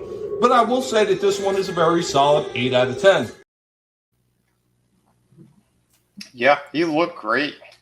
Right there, RR, yeah, the face was spot on. I mean, even the shape of his head was perfectly done. Mm-hmm. His feet must be nibbled off. Yeah, you know what? Luckily, because he's got those big, giant clown shoes, he was still able to stand very well, even like with one leg bent behind him and everything. But good God, if they would only have done this as an ultimate figure instead. I know. Samba Coke, I thought it was a John Wayne Gacy figure. Samba also says he's been posting a link for your art book. Sweet, man. Thank you so much, buddy. I appreciate it. And you're right, RR. The bribe. Curtis and the lettuce devourer. Absolutely. Those pigs, they demand payment up front to do the videos. Oh, boy. And sometimes they get greedy, especially Jumper. Right, Jumper? A little hoglet. 8 out of 10 toes. It was a really nice looking figure. I'd like to see them redo that as an Ultimate. And if they did the rest of them from Devil's Rejects, I'm not even gonna lie, I'd probably pick them up. Mm-hmm. I know some people, those movies are a hit or a miss, but I rather enjoyed them. I didn't like House of a Thousand Corpses quite as much, but Devil's Rejects and 3 from Hell, I liked both of them. That's cool, man. Yeah. I enjoy. I don't remember if I saw 3 of them or if I saw 2 of them. I forget because I kind of watched them all like back to back. So I'm pretty sure I saw all 3. Well, you know what it was for me, and I actually talk about it in the full review for this. It was really it's Sid Haig. Mm-hmm. He was the one that actually got me interested in it. Just his portrayal of that character, Captain Howdy. His character was great. Jumper is crafty, he knows all the tricks to get to the thing. Yeah, he does. But yeah, he was fantastic in those movies. Like that's why I use some of those clips. It's kind of just showing off like his moments, and his moments were great every time he was on screen. Yeah, definitely. And I mean, he even before he passed, he did a few things like he did Hatchet. Yep. Yeah. And most people just forget that he was in that too. I mean, he did so many things. I found an old episode of Buck Rogers where he was on. And I was like, holy shit, get out of here. I was like, that's Sid. I was like, get out of here. That's great, man. I didn't know that. Yeah, so anything you guys want to talk about? Panel is completely open. Whatever you want to talk about at this point as far as toy related or franchise related. I got a couple of figures. No, go ahead, man. I love show and tell, baby. All right, so since you showed those DC figures, I was wondering, did McFarlane do this motherfucker yet? They did. Yeah. Yeah. Wait, wasn't it the They had a single of Doomsday, and then they had a 2-pack with Superman and Doomsday. Oh, okay, they did. All right, because I remember there was a character that looked like Doomsday, but it wasn't. It was like that mashup thing, like that Batman. Right. No, that's a different one. No, but they had a Doomsday, and then they had a Doomsday versus Superman. All right. But it had that weird, stupid coming out to the shoulder thing. On the same Well, thing. look, he has it. That's the way he was in the, in the comic. I don't remember that in the comic. Yeah, that thing coming off of his neck like that. Straight out like that? I don't remember that. In the OG. No, I don't remember it. Matter of fact, I've got the comic sitting behind me on the bookshelf, and I don't remember it coming out like that far. I don't recall that. Well, I thought it did, because look at his knees and his shoulders. I mean, and his elbows. He had some of that stuff going on, but I don't remember that shit on his back and his neck like that. But this is from 2001. Okay. DC Direct did some good ones. Like these aren't action figures. You can't play with these fucking things. As a little kid, you know what I'm saying. But I wasn't a little kid when I got them, so I wasn't smashing them around. But this is from the Superman line. I like these stands that they have. Yeah, there's some pretty neat ones. I had one or two of those DC Direct things. I have a couple. I have Lobo, and I have his bike. It broke apart into like 4 pieces. Oh man, yeah, it's a shame when they break. But hey, Tobor, he said you don't remember that neck thing either. Yeah, not like that, not all the way out. I mean, let's see, how far out is that? Let's see. I'll have to look up the way he looked in the first appearance. I mean, I remember some of the bony structures grew every time he took damage, but yeah, I remember the ones on the back of his elbows grew out, and the ones over his knees grew out. When he first broke out and started rampaging, this green suit, he was covered in a green suit. He had red goggles. Yeah. I have the Death of Superman somewhere as well. Yeah, Tree Rock says nice figure, regardless of neck thing. And yeah, Frankie looked it up. Yeah, hey, we did think I was joking, Frankie. That's awesome, though. By the way, Planet Tobor, I did drop you a link if you want to pop in at all and hang out, chat a little bit. But yeah, good this stuff. one is from a Toy Biz Sinister 6 line. Okay.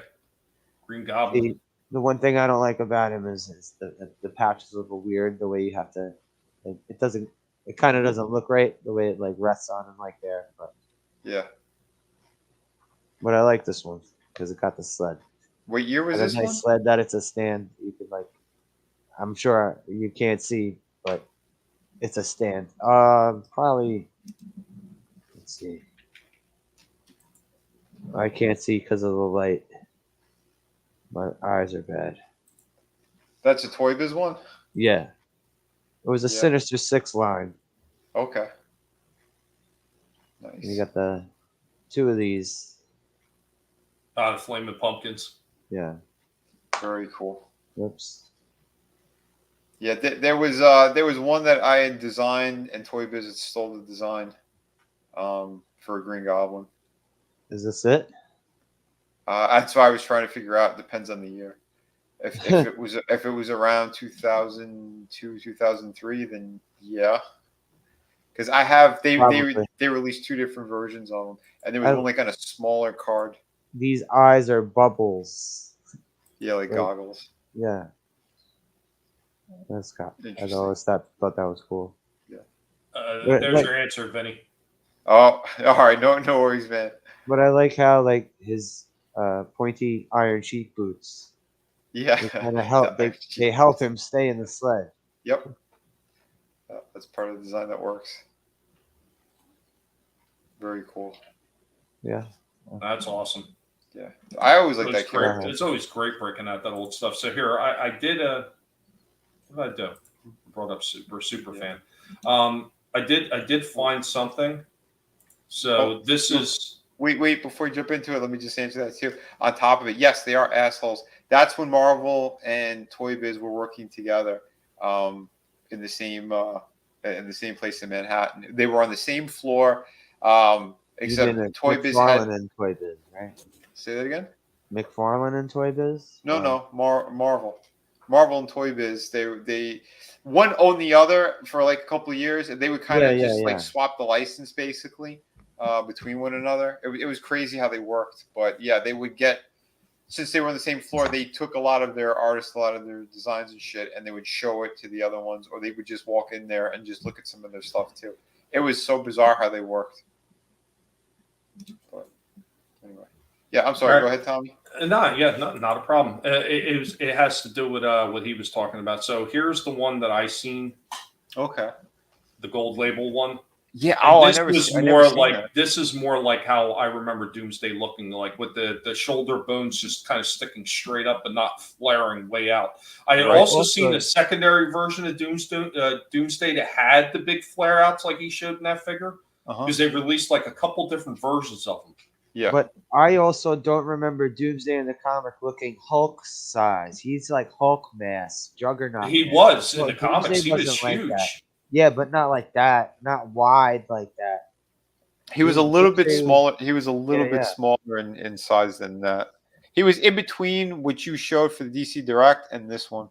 Yeah, pretty much, because he's the DC Direct one that I showed. He's kind of like waist small, and this one he's too waist big. Yeah. And his hands weren't that big. I don't think his hands were that big. Yeah, it's the same picture. Yeah, son of a bitches. They got 2 pictures and they're both exactly the same. Cheap son of a bitches. You couldn't just get another damn picture. Right. Get so-and-so's. But I know they did a few different ones. So they did a few different ones in colors. They have another one where Doomsday's got like a gray pants. Like, here, let me see if I can bring that one up as well. I don't like that as much as the green one. I think the green one looks a lot better. It looks more like the original comic design. But they also have this one right here. Jesus, what a horrible picture. Yeah. That's that other version. That's that Batman thing. I And they don't try like they try to pass it off like it's Doomsday, but it wasn't. It was like another Mhm. knockoff version. I forgot But the like, name. Oh, sorry. I was gonna say, but I remember a third version where he had those Yeah. big flare out shoulder pieces because I looked at it Uh-huh. and I was like, I'm not into that. Yeah. It's crazy what they did because McFarlane likes to reuse parts to save with the molds and all that shit. So like they have pre-existing figures that they're trying to get the most out of those molds, and that was based off that I think was it the Metal Batman series where they had like the Red Death Batman. That's where the Joker Who Laughs came from. Or the Batman Who Laughs. It was that storyline. So they had one that was like a Doomsday version of Batman, and that's essentially what that is. I mean, don't get me wrong. I think some of the figures that McFarlane does look pretty cool, and the other ones are just like they're just such a huge miss. Oh, I know, dude. Well, yeah, you saw the like the Wonder Woman that I showed you guys, you and Trina. Like that one looks beautiful. It's coming out soon, and it's the classic version from like the comics. It's not I based on a think the movie or nothing. McFarlane figures from the 2000s look better than the ones that he's making today. Oh, yeah, well, because the 2000s, you actually had in-house art studio. I was one of them. I helped design those figures and shit. Yeah, well, Then he I'm saying outsourced. you did some good work there because Thanks, man. those, like, even lines that I was never interested in, if the figure was cool enough, I was gonna pick that shit up. Yep. Oh, absolutely. Because that's the thing. When you have a human touch to it, you're gonna have more imagination. You're gonna have cooler shit happening. When you have a studio of guys and girls working together, like to try to make the best product, it's going to excel. What they do with the China shit is they're basically just sending them digital renderings in some cases, and in other cases, they just do all the work over there, and they really don't give a shit about the product or the characters. So you're gonna have a half-assed item. Lately, they're trying to step it up a little bit more when it comes in terms of like I guess the sculpts that they're sending out there, or the digital renderings rather, because they're like using ZBrush and shit now. So yeah, I don't know. It's strange, but you could tell when someone's actually sculpting versus when it's going to be just all on the computer. And NECA is a good example of that. NECA, for the majority of their stuff, it is hand sculpted items still. They still have in-house, in-studio people. You know. The one thing I always say I do appreciate what NECA does is that they pay attention, obviously, to the source material. So I didn't mention on the Spalding box, they have a lot of the things in there that kind of lead you to believe like that bag is fried chicken, because they don't tell you what it is. It's not like an Ultimates where they tell you a breakdown of everything that's in the box. Right. But they got everything that was at his little stop, his little attraction area. And one of the things on there was the fried chicken. Take home a bag of our famous fried chicken. And that's why I was like, I think it's a bag of fried chicken that he's holding. That's great. Yeah, it's got to be. Yeah, I remember that. I do remember that. Yeah, Brutal Morning was. Yeah, I remember that. They even had a female bat Aquaman woman. Cool. Oh, like that. Yeah, there was that giant roided out cybernetic Spider-Man figure. Oh, the female one. They were calling Spider Woman or something. Yep. What a fucking love this shit. It kind of makes you wonder what they're thinking sometimes. Like, did they really like stop to think, oh yeah, this is going to sell? I don't know. I think that was just strictly all diversity bullshit. Because it's a character that's supposed to be from that animated Miles movie, Spider-Verse shit. And it made like maybe a 5-second cameo on screen. I have no idea if it's going to play a bigger role in the second part, but who cares? Because like I got no interest in that. Yeah, Spider-Man. That's exactly it. Yep, Spider-Man. Yeah, you're not wrong, RR. You need that three-dimensional sculpture to get the real-world look and performance that ours actually intended. Damn right. Planet Tobar, man, I could rant forever about the switch to digital sculpting on minis. Oh, yeah, dude. Yeah. It's crazy shit. It truly is. Dude, but yeah, Planet Tobar, if you're free tomorrow, let me know. We're going to be doing a stream on my channel around 5 p.m. Yeah, it's the Friday Underground stream. So, yeah. Tune in, folks. Don't forget. Yeah, man. Gonna have some more fun. Absolutely. Have you already caught up on that episode? Yeah, the second one. Yeah. Yeah, I didn't see the third one yet. I think I'm gonna rewatch the second one again. But yeah, I enjoyed them. I enjoyed episodes 1 and 2 of Monarch. Because yeah, we're gonna be we kind of split the show now. So Friday we're gonna be covering that Legacy of Monster series on Apple, and then yeah, we'll do a little bit on Rumble. But yeah, it's gonna be a good time. Yeah. So we take the gloves off and get all kinds of crazy on Rumble. Yeah, we do. It's fun. And thank you for the subscribers over there. I'm up to like 90 subscribers now on Rumble. So that's pretty cool. I'm really hoping that Rumble really keeps kicking it up a notch. Yeah. Like fix some of the problems that they have with the interface and everything like that. And they really want to be able to compete with YouTube. That's going to be the way to do it. Oh yeah, I know that's one of the main things they're doing. They have like a beta version of that studio thing now or something. So I signed up. I know a bunch of other people did too. But yeah, so they're going to be rolling it out sometime soon.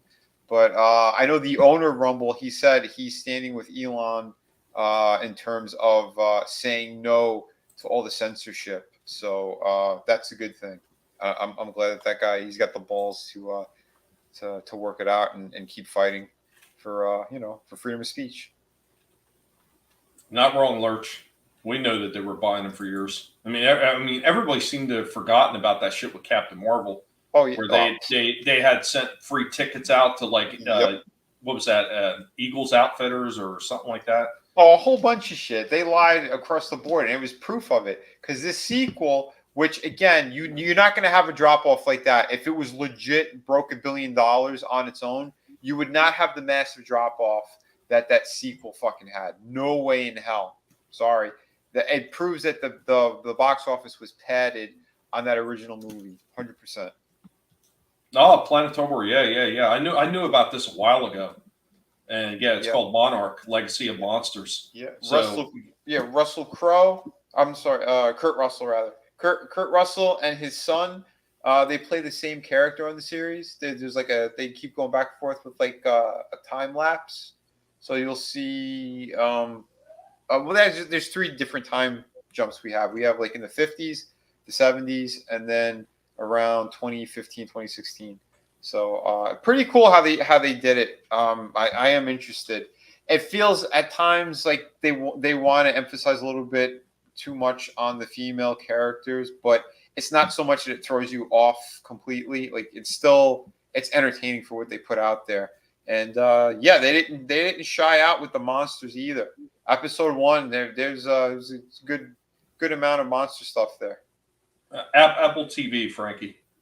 Yep, it's on Apple.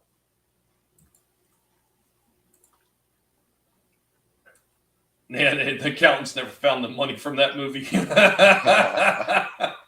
Just trash, right? Just trash. They are going to reap exactly what they sowed. Oh, for sure, dude, for sure. And for what, I've seen some of those people out there. They get offended about that Disney burn. Like, guess what? I am still praying that they burn to the ground. I really don't give a rat's ass. These people talking about, well, you forgot about what Disney used to be. You know what? Disney was always a shit company. They were always thieves and liars. Like even in the days of Walt. Don't get it twisted. He took so many IPs, made a 20% change to it, and claimed it's all Disney. I mean, what the hell? He ripped off the creators of the original Lion King. They already proved what that was from. But Disney made such changes just enough that there was really nothing that the original creators could do about it. So don't act like Disney is like free of any kind of freaking wrongdoing, and that they don't deserve some shit thrown their way, because they absolutely do. Yep. What's up, awesome one? Happy Thanksgiving to you. Hell yeah, man. I think they are going to be getting into that at some point. They've already hinted at it. Yeah, Monarch is that whole show. It's the whole MonsterVerse stuff that they've been doing. So like it starts off with like the Kong Skull Island with that had Sam Jackson in it, and Loki, the dude who played Loki, Tom Hiddleston. Like they have that stuff in it. You have your Godzilla stuff there. Like, yeah, they're doing a really nice job with it, connecting all that in a good way. Yeah, I am curious to see where they go with the rest of this show, but it's pretty cool so far. No, I mean, Yeah. just after the first episode, I was kind of drawn in. I was like, yeah, this looks pretty good. I mean, like you're saying, like I know some people, focusing on a female character. You know what? We used to have movies like that where they focused on female characters, and they certainly wasn't woke. And you can go way back. And like once again, I brought this up numerous times. Gone with the Wind. Gone with the Wind is focused on a female character the entire time, but you certainly wouldn't call that movie woke. Right. Oh no, we lost the Atom. He's back. He's back. You got him? Yeah, I got him. He's panning around the room. That might have been what did it. It was too much for StreamYard. They can't handle all that awesomeness, Adam. That's right. Well, this is the StreamYard app on the phone. Ah, that's why. Yeah. So I figured, well, you know what? Since the computer's having issues, I'll jump on the phone. Excellent, dude. Yeah, man. God, I miss the days of being able to use a camera. What was that? I miss the days of being able to use a camera. Yeah. Crazy. If they're ever going to make the internet better again. One day. Maybe. Well, maybe.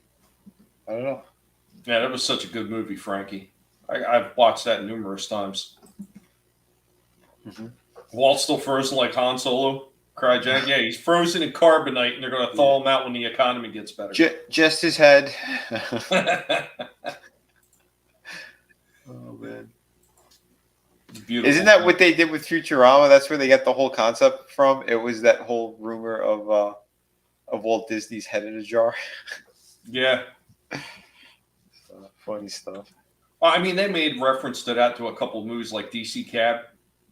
Gary Busey's talking about Bruce Lee, or no, he was talking about Bruce Lee, but he mentions Elvis. He said Elvis isn't dead. They got him frozen in a silo, and they're going to unthaw him when the economy gets better. That joke has been going around for a long freaking time. Yeah. Awesome stuff. Yeah. Oh. Freeze Disney in that. Yeah. Yeah, Planetary Warriors. Yeah. I was floored by Godzilla versus Kong. Was not expecting it to be as good as it was. Yeah. That's what I'm saying. I think you'll enjoy the series. Yeah, so far, pretty damn good stuff. There's like one moment that happened. I think it was the original Godzilla movie, or the one right before the King of Monsters, when he's attacking San Francisco.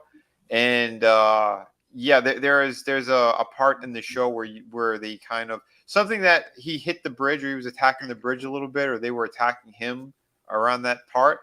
And yeah, there is a section in this show where you'll see that, like the ground level basically of him attacking. It was just pretty cool. Yeah, it was so nice the way they kind of clipped it in to make it part of the show. Oh yeah. Something that was a minor scene that didn't matter too. Tommy, I gotta step away, man. Have a good night, everybody. Happy Thanksgiving. All right, You Slasher, too, man. you have a Happy good one, man. Thanksgiving. Happy Thanksgiving. Yeah, carbonite freezing. Mm-hmm. Cryogenic freezing results in death. They never wake up. Anything else? I don't think so. There was a couple of things I seen recently, but I'm trying to let me see if I saved any photos. I do that from time to time. I'm like, oh, this will be good for the toy stream. Did I show that Wonder Woman? Did I show it last week? I think so.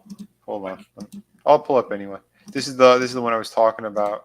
That it looks like it's going to be one of their exclusives or something. This is a collector's edition. So yeah, that's a more comic book accurate Wonder Woman that they're going to be releasing. So pretty cool. The extra hands and all that stuff. The lasso. Yeah, it was last week. You showed okay. Because when you came up with the collector edition, I said, oh yeah, they're out in the stores because that's what the Jay Garrett Green Lantern. Yeah, that one's out. Not sure if this one is yet, but I noticed too that the sword is up here as well. So yeah, she's fully loaded with some cool stuff. So that's gonna be good. I'm glad that they're actually doing stuff like that. Let me see if there's something else. I know Trina had sent me some photos the end of last week, beginning of this week, I forget exactly. And NECA's at it again with more Gremlins figures, and I'm just looking at it like son of a bitch. I just don't know if I'm going to be able to pull the trigger on them. So they definitely got the back Gremlin already out for like pre-sale and everything. And they've done 2 more Caroler Gremlins. Another 2-pack. Wow. Like, son of a bitch. That's cool. Just when I think I've gotten all of them. Oh yeah, dude. No, it's not going to stop, Tommy. They're going to keep getting you on the hook. I know, right? The only one I think that I'm really pissed off that I could not pull the trigger on because of how bad everything has been is the 4-pack of turtles from NECA. I really wanted that one bad, and I cannot pull a trigger. Which on 4-pack was it? The $140 4-pack of turtles. Was it movie? Was it cartoon? The comics, Eastman and Laird. Okay. Yeah, I have not seen those. They usually don't put them out on the shelf. I know ETEP said he's seen it in one of his stores on the shelf, which is an oddity, but everybody else I've talked to, they say you got to ask a store associate because they keep them in the back. They don't put them out on the shelf. But they're over $140 some odd dollars for the 4-pack, but they look amazing. Damn. Yeah, that's crazy. I don't think I saved anything else. Although this was always cool. I mean, I think I showed this before. But why not? It's Thanksgiving, so let's have a laugh. Here is Sambo. Absolutely. Here is Danny Trejo. I showed this thing like I think last year or something. Beautiful. This thing was glorious, and he comes with a real ponytail that you could comb. How great is that? I saw it on Instagram. It's almost to size too. Right? Oh yeah, dude, that guy is like 5'3" or something. He's tiny. Short as hell. They always make him look so big in the movies, but he's really tiny. Yeah. So there you have it. Even his mustache has real hair. I just noticed that. That's hilarious. Holy shit. Terrifying. Yeah. Oh god. So there you go, folks. Awesome. My little Danny Trejo. Yeah, the chainsaw one. Yeah, the stripe. Oh, yeah. And I had to get that, too. Oh, I just realized, too, in the package, it says that, his beautiful dark hair glistens and smells just like tacos. Hold on. I'll share it again if you guys don't believe me. I'm not being racist. It literally says it right there. Being racist. It's right there on the packaging. His beautiful hair. Oh, my God. That's amazing. Awesome. That I like how the little brush is supposed to be a machete, too. That is Right? pretty hilarious. That's glorious. Yeah, it doubles as a comb. Beautiful stuff. That is hilarious. Oh, shit. But, I think that is just about it for us right now. I hope that all of you had an awesome day, a spectacular Thanksgiving for those of you that celebrate along with us. And you know what? Just remember, there's always something to be thankful for, and we are definitely thankful that you decided to spend your time here with us tonight. And I hope that you had a little bit of fun as we were talking about some of these awesome freaking figures, these collection pieces, just like the ones that Adams is showing off right there. And beautiful. I hope that you have a continuing good night and hopefully come back tomorrow for Vinnie on his stream. Matter of fact, Vinnie, why don't you just go ahead and take it away and talk about what you got in store for us tomorrow? Yeah, that's it. Tomorrow we're going to be talking about Monarch Episode 2 on Apple TV. We're going to get a little more into that. We'll give you some pros and cons about the show. But yeah, I've been enjoying it so far. Fun time, and and we'll hit some spicy conversations when we hit the Rumble side of it as well. So, but a good at least half or maybe a little bit more of the show is going to be again on Monarch on the YouTube side of it. But yeah, I mean, there's a lot of crazy stuff going on in the world. We know how it is, but we're gonna start talking more about the cool stuff, the fun stuff, and yeah, people don't forget. Yeah, they are getting rid of physical media, so if you do want to snatch up some really cool stuff, I suggest getting out there. I know Black Fridays are usually crazy, but yeah, skip that. Watch our stream, and then on Cyber Monday, just order a whole bunch of cool shit online.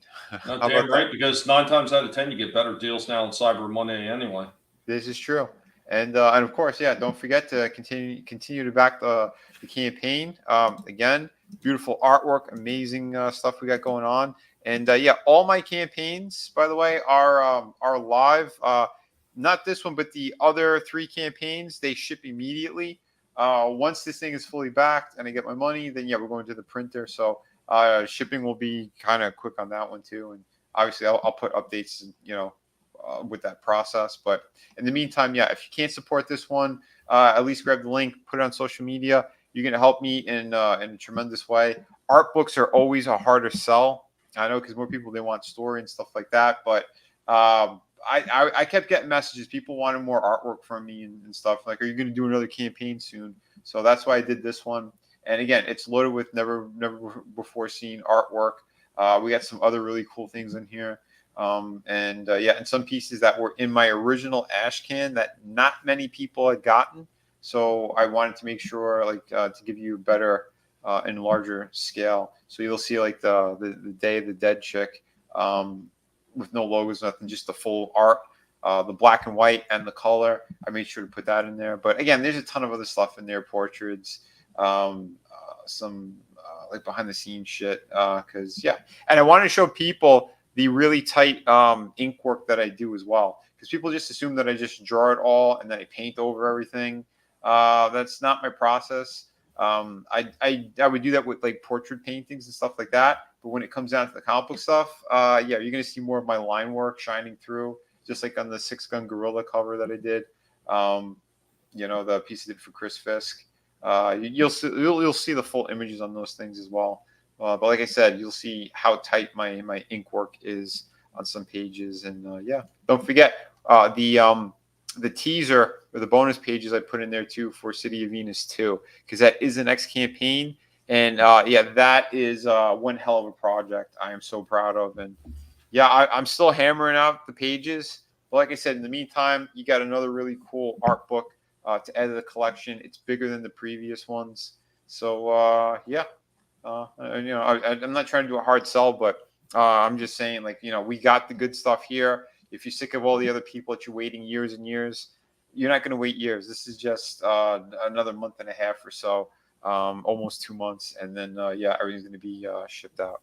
So, and you don't forget original artwork. You got original artwork on this. Plenty of pieces to choose from. Like I said, we had 2 of them already sold out, and I do plan on putting more up. So yeah, again, that awesome Wonder Woman, she's still available, folks. So jump on that. Don't lose out on that one. That's a beauty. But hell yeah. In the meantime, yeah, continue supporting and enjoying all the cool stuff we get out there. And yeah, we're going to kick it back over to Tommy. All right, and we're going to throw it on over to the man himself showing off his wares. We got Adam Shawhan. That's right, man. Just showing off what you guys don't really get to see very much. And again, that's what this is about, though, right? Collections and toys and a mannequin. I mean, it's a freaking mannequin, yo. It's real, man. It's real. It's a pain in the ass with an artist hand so that the fingers move, Vinnie. That's so cool. I fabricated that part, but I mean, again, it's fun to share. You get to see. It's right there. There's, it exists. It's not, just for pictures. And I enjoy my Legos. Yeah. Especially when they're not having stuff fall on them. But this is just. I don't know. I have fun. Like I said, I got my Migos and, we got some Macho Man, but yeah, man. And again, these are some Vinnie books. There's some Vinnie books. There's some Vinnie all around. Some McFarlane too. But again, it's just, it's a place to have fun. Batman's mad at you because, the whole Kathleen Kennedy and then, She-Hulk. And he's just like, man, I don't know. The whole Pelosi. I don't know, Dirk Wiggler. I don't know. But yeah, I mean, whether it's these kind of, you know, these things used to be like $8, Mm-hmm. you know, $9. You could find them, and they've got movement and stuff. To like the big one that I got right here. You know, it doesn't matter. We have our collections and we like them. You know, man. and we get to have fun. And even the dogs are like, yeah, we're gonna be quiet. That's it. Nerding But out. It's a good thing. But you come, hang out with your friends, you show off your collections, whether they're, again, Hot Wheel cars to the more expensive Hot Wheel cars to a painting that you could get, you know, here, there, and anywhere, or just something that's original to your artwork, or, you know, that's just it, man. We like to show off what we've got. You know, me, I'm a 66 fan. That's my favorite. That's, like I said, I'm going to be hiring Vinnie to do some custom pieces for me to put back here. Because, you know, the McFarlane's nice. You know, I've got a figure up there. This isn't a Vinnie piece, but it's a, you know, it's more of the old school that fits with your two pieces, you know? So to me, like, that's perfection. Boom, done. And I didn't even know, you know, we've got Cesar Romero down here. He's happy. so, you know, whatever you like, great. You know, it doesn't matter if it's just a couple things or a huge ass collection I've been getting over the years that I'm still adding to, and so gracious to have a guinea pig friend like Tommy to hang out with Vinnie and Slasher when he gets to, and Brutal, you know, again, with good people sharing our collections and fun times. You know, we need more of this. Samba Gogo says, yeah, make a shrine to Vinnie's work. That won't be creepy at all. It's not. It's awesome, and I love it. Dude, no, I love that you have all like that Batman stuff, those pieces that you have. And don't forget, man, Adam, he had the piece that actually belonged to Stan Lee. He had bought both of them, you know, and that I'm so stoked on. And again, I got an awesome message too from Stan Lee, thanks to Adam and his people. You know, that is incredible. I wasn't expecting, you know, years after he passed to hear another cool story. Yeah, it's awesome. Oh, you know, I know. He goes, yeah, I'm making you change. No, it's a good thing, man. Yeah, I was going to say, let alone somebody that, you know, you're friends with. Yeah. Oh, dude. Yeah. There's nothing better than that. Having a good friend, actually being able to get those pieces. Because I was curious. I'm like, yeah, when he goes, what's going to happen to those things? And so glad that his people, like, you know, Adam was able to contact them and get those. So that is incredible, dude. But by the look of me just looking too, you know, and that's the thing. Like it was, I didn't do anything special. You know, I just reached out and asked, you know, what harm can it do to ask? You know, it's what you call fate. Yep. Yeah. That's exactly it, dude. And yeah, Adam says it all the time. It's like, how cool is that? Like how these things happen, how I met you guys, you know, and he's not wrong. There is a lot of good stuff and a lot of good connections out there, you know? I mean, I know I'm crazy. I have a 6-foot mannequin that sits behind me, but I mean, look at, you know, again, look at how cool this is. And again, you could take out who the artwork's by and everything. Just look at the amount of, you know, we go from Batman to Joker, a little bit more Joker, Harley, you know, and then again with the comics. And of course, each comic has its own little tale too. You know, that's the best part. Yep. You know, and this is just my style of a collage wall, but it's art. In my opinion, this counts as art because every piece that I put in here, dude, it was hard to do that. Yeah, you're expressing yourself, your collection, how you put it all out there, the colors that you chose too. It's cool stuff. You know, and to be able to share it with you guys, you know, it just, I don't know. I just fall into stuff. The Migos. I didn't expect to find the Migos at Target, and they were one at a time, and it wasn't around Halloween. Years apart. Jesus. You know, it's funny, Adam. I just did a short recently where I seen a whole ass ton of freaking Migos in a freaking Wally World. Oh, wow. Oh, shit. Yeah, they had the old school Joker and everything like they, you know, just like the old school superheroes Joker they had with the green and purple. They had that sitting in there. That's amazing. I like the face on that one. Yep. I mean, that's the thing. It was something I was able to get at the time, you know, and I've been able to build this. I mean, this office has changed numerous times. There's pictures on Facebook where you'll see it. And I didn't have a lot of money, but I had Clay's Candy Barrels, which is made here in Indiana. And I had glass shelves. So I made my own shelves, you know. what better display? And it's recycling because the glass shelves were left here when we bought the house. What are you going to do with empty glass shelves? Well, there you go. Right. But again, it's just, create, and all my comics are down here underneath. That's badass. I mean, like I that. literally don't have a lot more room. I mean, if I didn't have the dog little area and stuff, it'd be a little bit more. But these are the ones that are spoiled, Yeah. And luckily, they're the quiet ones. They love it. But yeah, I mean, from Walking Dead to Potato Heads to DC Potato Heads and Marvel Potato Heads to wrestling belts and wrestlers to guinea pigs and wiener dogs, man. We've got it all here. Hell yeah, dude. Everything. I like what Samba Gogo said too. Thankfully, not tainted by Funko Pops. Amen. I have a few. My daughter got me a couple, and I'm sorry, they're cool, man. Yeah. Yeah, but you open them. They're not in the box either. So like the ones you have, they're the characters that you love the most. Is Joker. Yeah. Exactly. Yeah. I mean, come on, Vinny. The first original piece right there, the Batman. You're like, oh yeah, I dug this one up, and I'm at a con. I'm like, if it doesn't sell, I want it. Yeah. Oh, that's one of my favorites too, man. It's so damn good. Oh, I got to do the voiceover for Sambo because he's seen Funko Pops. No. Ooh, hit one thing. Oh shit, that's great. But yeah, I mean, like this one was $1 because it was broke. How can you not look? It's a bobblehead, dude. That's just hilarious, and it's a Juggernaut. I've got the Wolverine potato head with a mini little Hulk and the little. That thing is hilarious. I mean, and then the Cyclops that ETUP got me, some Punishers. I mean, it's just, again, John Berthal's, I love all this stuff, man. And it's great to have a community to geek out. Do you know how much fun it was for me to geek out on that photo?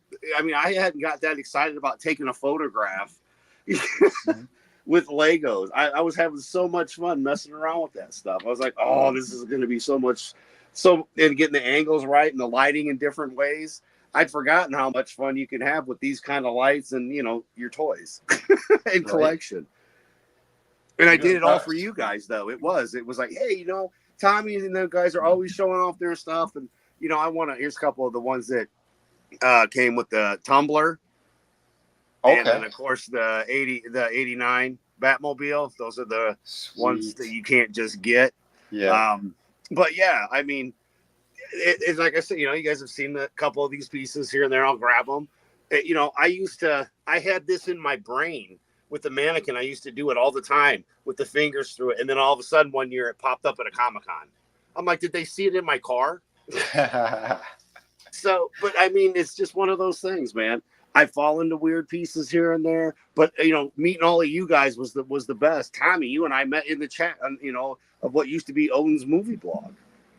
So to still be here with everybody, it's great. And like I said, to be able to show this and share it with good people on Thanksgiving. I'm thankful for everything that's in here, but I'm thankful everyone on this panel, everybody that watches us, that comes back and engages. Hey man, this is cool. Or I disagree with that. Well, why don't you tell me what you think? I don't know, brother. Why don't you tell me? Real quick. I want to hit that. So Lurch is worried that I accidentally blocked Samba Gogo. No. It's because Samba Gogo is on Vinny's channel and you're sitting on mine. Yeah. That's what Trina was talking about earlier when she said we're a chat divided. yeah. Because we want to try to make sure that both channels are going to get decent watch hours and stuff, and we're playing around right now to see how it's going to work. Yeah, Lurch, I hear you. V had a man cave. His would be covered in rocket diagrams, aircraft diagrams, concepts, maps, periodic table, nuclear reactor diagrams. DC works though.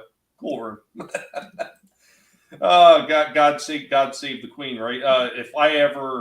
If this economy can ever get out of the fucking toilet long enough that I could actually have an extension put on my house so I can have my own private room, it would have to be the room would have to be no less than the size of my living room in order for me to put most of my collection up on the walls. I was going over to Transformers alone.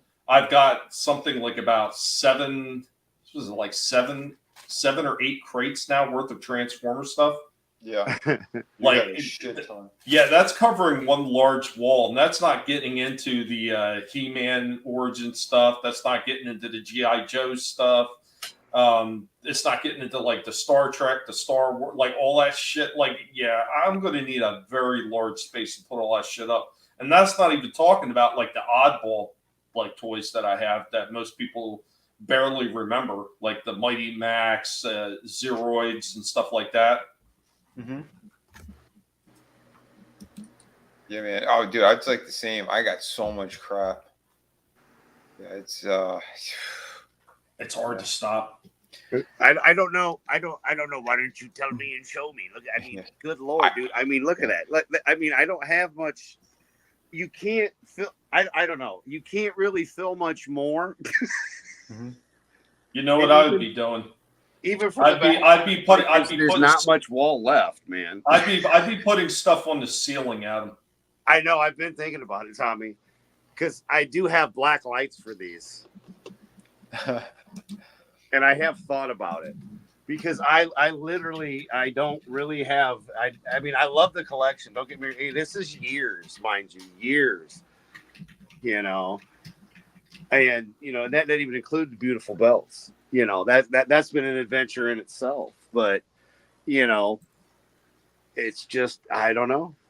Get the stuff when you can, because nowadays you can't find anything. But yeah, this is my collection, and this isn't even.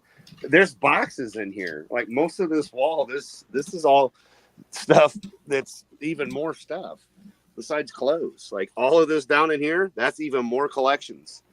We've got more stuff in here. There's Legos in here in the shelves. I mean, there's not a whole lot of. I'm pretty stuffed, man. Dude, but this is just one room. Soul Assassin, and unless that closet was like a portal to Narnia, there is no closet big enough for all the shit that I have. Right. Yeah, man. It's crazy. Vinnie has seen photos of it. Oh, yeah. Adam has too. Trina, yeah, like it's bad. And that's not even everything. Tommy, I still have more out in my freaking garage. This is, mind you, this is just my office. That's the problem. This is just the office. Let's see if I can sneak up here real quick. But I mean,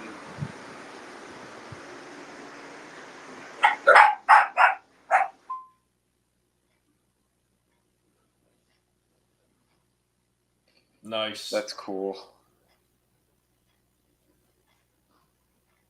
Oh yeah, those are the die-cast ones. I think he's got up there. Nice. Sorry about the dogs. I apologize. Oh, it's all good, man. But yeah, I mean, and that's just before the dogs were in there. The pool table was in there and more stuff. And those gun cabinets are full of lightsabers because I can't trust the dogs not to get them and start fighting again. Damn it! And I don't need to lose any more fingers. I've lost enough from the dogs cutting them off. But but yeah, hey, we kid, we laugh, we have good times, we show off cool things. That's right. I mean, that's just it, dude. I've got a second garage that I have even more of a collection, which I've shared some of the Transformers stuff, and the statues. And I could fill that. I'm with you, Tommy. I've got 2 houses and a basement that's full, bro, and I still need a third. Wow. And that doesn't begin the Vice collection of the Disney lithos. We could probably cover all 4 of our houses. Well, there's only 3 of us here, but 4 houses, every wall in lithos that my wife has. I've already figured it out. If something was to like change, and I was to like, I got like a lawsuit that I want to pend against. Well, you guys know about that. Yeah. But if that ever comes to pass, and I get the money that I'm due from that, I'd have enough money to buy all the extra property around my house, and I could put up like a small warehouse to put all my stuff in. Oh wow. I would not blame you one bit. Yeah. But yeah, I mean, again, it's just like here's the Switch. It's hanging out. Like I said, we got the Batman PlayStation there. It's a PS4 there, which is not going to come through too good. But yeah, man, my GameCube. Again, there's our funds. There you go. That's not a house. It's a toy museum. This is exactly. It is. It does kind of look like a museum, right? Thank you. Oh yeah. Thank you. Yeah, and then I don't have the light on, but when I have the lava lamp on, it's really cool because it's white wax with purple water and a green. I mean, it's Joker colored. Where the hell are you gonna find that? And they had one, just one. Got the Punisher sword. I've had that for a long time as well. You know. Punisher sword? Oh shit. Yeah. It's actually, the blade goes all the way down, man. It's under there, man. You know, there's other things down there too, but yeah, man, that's legit. That's so cool. It's just a showpiece though, because this is just welded one rod. You don't want to really grab it, and I mean, you could impale someone with it once, but that's about it. It's just for show, but it's still a really. We don't talk about that, but yeah. No. But it's not made for that. Just like the AMC one. For the Walking Dead, Michonne's signature series. Again, I just ran into that, luckily enough. Yeah, man. So, it's those weird pieces that you just get out of the blue. Even my wife found that guy for me, that Joker, the big one I showed you. I was like, okay, that's kind of cool, I was like, all right. With the man with all the Legos and everything else. Yeah. But again, it's fun to share with everyone. And I thank you always, both of you, Tommy, always for doing this so that people can share the things they have and love and, share with other people. Amen.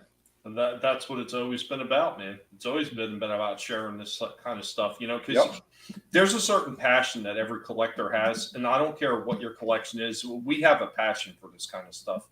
And it gets really difficult, especially for even when you're on hard times, to say no to certain things. And you're trying to figure out, okay, well, if I don't eat for the next week and a half, I might be able to get this figure right now.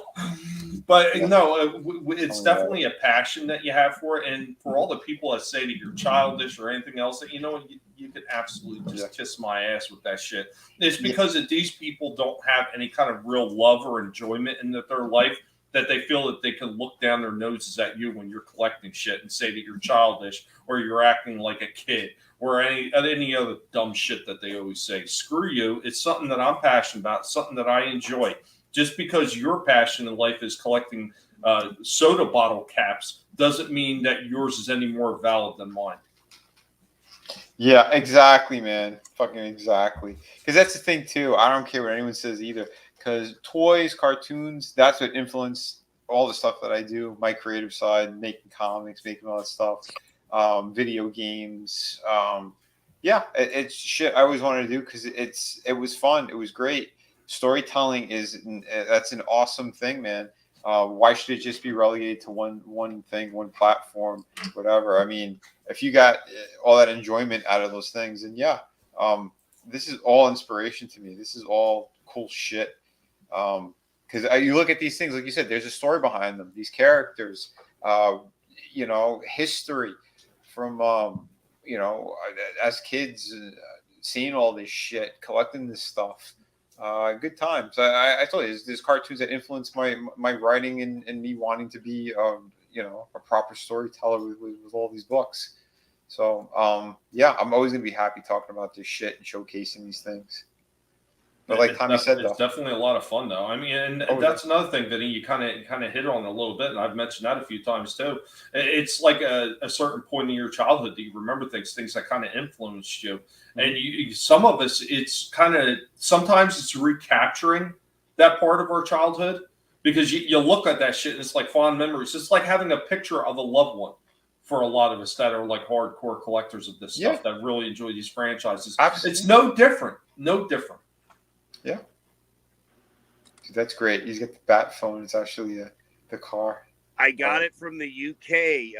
Utini Brent sent it to me. This is it came from the UK, man. It actually worked too. And I thought, you know what? Since I don't, because that is so damn big, man. That is the 89, dude. And this is just a normal tumbler compared to it's sitting there for reference. Mm-hmm. So right, like it's a ton, that's a pretty good sized Lego set for like $30 on whatever. Dude, that looks great. I wanted to build those at one time, but I mean, Don't have time. Yep. Damn, But Legos I've are so got- expensive now. I yeah, know. they were a couple $100, but I do have the Damn. Batwing as well. But this one I had to mod it, putting it together to get it all the way. And pieces you touch it likes to come off. But again, I don't mind because I have a granddaughter who will break this, and I'll have to put it together. But I mean, that is just so cool. I don't care. Wow. It, That is epic. it does open more, but I don't want to force it because it's there. We go. Yeah. But yeah, it is really, really detailed. That's substantial, man. That is a big piece. And yeah, I put the flashlight one in there that had fallen apart. My daughter had this in college. It was her flashlight, and it still works. Oh shit. Yeah, but like the arm fell off, and it's just it. But yeah, it literally, for Legos. Oh man, Adam, you got great stuff. I remember when he first came on to this, he's like, "Yeah, I don't really have anything to show." Like, you got a whole room. But yeah, well, I do. I mean, and like they're all stuffed in there. There's so much stuff crammed in there right now. But I got to we had a nuclear meltdown in the back cave. But don't worry. Yeah, these things It's still happen. standing. But yeah, It's the Biden administration. I'm kidding. But Planet Tobor, he said he's the same way. Mega nerdy Warhammer, miniatures and stuff, and trash he refuses to throw away because he's convinced he could turn it into terrain. That's awesome. I do the same thing with some of the stuff when especially now that I'm working on these dioramas. I'm thinking about, okay, should I throw this? I might be able to use this to make something on one of the dioramas. So I'm holding on to shit that I normally just would have tossed. Oh yeah, dude. Yeah. So And Soul Assassin, he said too. Yeah. So, some of those shows they taught us not to give a damn. That's right, man. It's enjoy the shit that you like. Always be happy to be you. I mean, did you see what Lurch had said? Lurch said, "I have a forge. Does anyone want swords?" Oh shit! Don't tempt. That's the only actual functional one that I have that's not a show sword because that's legit. But yeah, like this one, these are those little hexy thingies, and like she didn't originally go with the set. It's just supposed to be Joker and her, but her end broke, so I just glued her on there. And look, you couldn't even tell. It looks like it's supposed to be there. Yeah, for sure, dude. And again, we've that's what modeling and fabricating and the stuff we had to do. I've got a whole box of the 89s. That one came from Jez from Digital Pollution. He sent me that, and he sent me a little note that said, "Don't eat the gum," because literally out of his collection. Yeah, I found a bunch of them at my dad's house, still sealed with the gum packs inside. I'm like, oh boy, I ain't touching them. I didn't want to eat them back then. I'm damn sure ain't going to eat them now.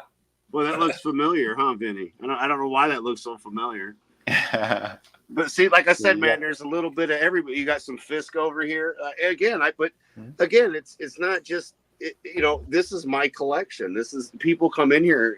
Well, if people did, we got World Class, which that's where all this started for me with the dogs. Oh yeah, and again, just everything though. Parts of your life, like this room, like some people would walk in here and go, "Oh my God, what the." But, again, everything that's where it is there for a reason. And the way I was trying to get it to look a specific way to, I got these three. Okay, are they going to make more? No, instead I've got Vinnie's awesome artwork. It's like there's so many different ways to style this just based off of one page that you drew, dude. And I thoroughly enjoy it. And I know you could see it in the pictures. And that's why I was so happy that you liked them because it's like, you get it, So for sure, man. Yes, like you said, and everything tells a story. Yeah, I love it, and it's fun. And I even have one that's backwards, so that way I can have one on one side and one on the other. That's right, yeah, because they're double-sided, folks. They're double-sided. Yep, that even proves it because this one still got the cover on it. But and it's awesome. I just have to get the other one because she's over there still. But yeah, I mean, again, it's a work in progress, and I'm always changing it up. But I have fun and being able to share with you guys, and then be able to actually clean that up and film and do that little bit, and then look at your artwork with the lines and go, hey, I got to run the cable through. I'm like, oh, this is going to be cool, and nerd out. Just be able to geek and nerd out, and then share it with you guys, and be like, hey, look at me, but you guys understanding it, like, yeah, that's cool. It looks like it's just continuation. It's like from art to Lego, but it's still all art. It's better than a banana, right? So cool. But yeah, man, again, it's just that's what it is. And on this day of giving thanks, I give thanks to everyone, and thanks for all the memories and the fun to those that we've lost, and to those that are still here. Till next year. Yeah, absolutely. And that is actually a perfect segue. God, I hate that. I still hate that word. Even after all these years, I hate that word. On Tuesday, we will be doing a Going Old School over on the Guinea Pig Collective channel, and we will be dedicating that one to our late friend JJ, aka Sith Lord, and we will be talking about old school Star Wars stuff. I know ETEP has cleared out his schedule for the day, and he's going to jump on that one. He's going to nerd out with us as well, talking about old school Star Wars and showing off some of the things that I have in my collection. I'm actually still digging through crates, looking for the rest, but I have 2 crates of Star Wars stuff, old school, already out, sitting in my living room to film all up. And then I'm going to look in the back for a few more, because I know there's still a few more pieces that are going to go with all this stuff, and we're going to have some fun talking about that stuff. Oh, man, yeah, Soul Assassin makes a really good point. Collecting helps you learn how to maintain your collection, so in painting and sculpting. And Frankie also coming in. Collecting is connection to childhood, self-expression, and you meet like-minded people, which is cool. Absolutely. Hell yeah. Samba Go-Go. Yeah, true that, Frankie. I have a collection of retro video games for similar reasons. Boxed original games for consoles like Vectrex. Nice. Yeah. JJ was a cool cat. And I'm so thankful. That's another thing I'm thankful. I'm thankful I got to meet him months before he had passed away. I mean, it was my last opportunity, and I wasn't going to miss it. And I was able to meet him and hang out with him. Give that man a big hug and tell him how much I appreciated it. Oh, that's great, dude. Son of a bitch wouldn't let me buy him dinner, though. He was too proud to let me buy him dinner. I was like, dude, it's not. He's like, I don't want to put you out like that. I said, dude, you're not putting me out like that. I am offering to buy you dinner because I can, not because, I feel bad or anything, Right. So my daughter instead ate I almost like a second meal. Oh, dude. But guys, thank you for hanging out with us. Thank you to Adam for showing off all this awesome stuff. For Slasher for being on and showing off some awesome stuff as well. Steve for popping on earlier. I'm sorry that you were having internet problems, but thank you for coming and hanging out with us. And of course, Vinnie as well. Wouldn't be the same if it wasn't 2 guinea pigs hosting this thing. I'm so glad you were able to still stop on. I was kind of worried about you weren't going to be here for us, but we made it through, people, and we got to celebrate this with all of you. Thank you all for hanging out with us. Yeah, every time you guys come through, it does mean a lot. It means more than you know, that you guys are sitting there. You're spending your time, your valuable time, hanging out with us, talking about stuff that we enjoy, and which many of you probably do as well. I'm not going to speak for you, but I'm pretty sure you enjoy it because you're still hanging out with us. Thank you, guys, every last one of you. It does mean an awful lot. But we are going to wrap it up now, and I'm sure many of us are going to jump off and get something to eat. I know I got some pigs that are getting ready to stare at me. I did put a video up earlier where I made them their Pigsgiving feast. They get that every year. They get a big feast for Thanksgiving, Christmas, New Year's, and, of course, their birthdays as well. And Easter. I'll also do a nice big feast for them on Easter. But, guys, thanks for hanging out with us. And we will catch you next time. Remember, don't let anybody tell you what you can and can't say, what you should or should not think, because your silence and your compliance gives consent. We'll catch you next time. Later, y'all. Peace. You better run, Mojito. You what? I thought you said don't move. That was before. Now, you run. Adios, amigo.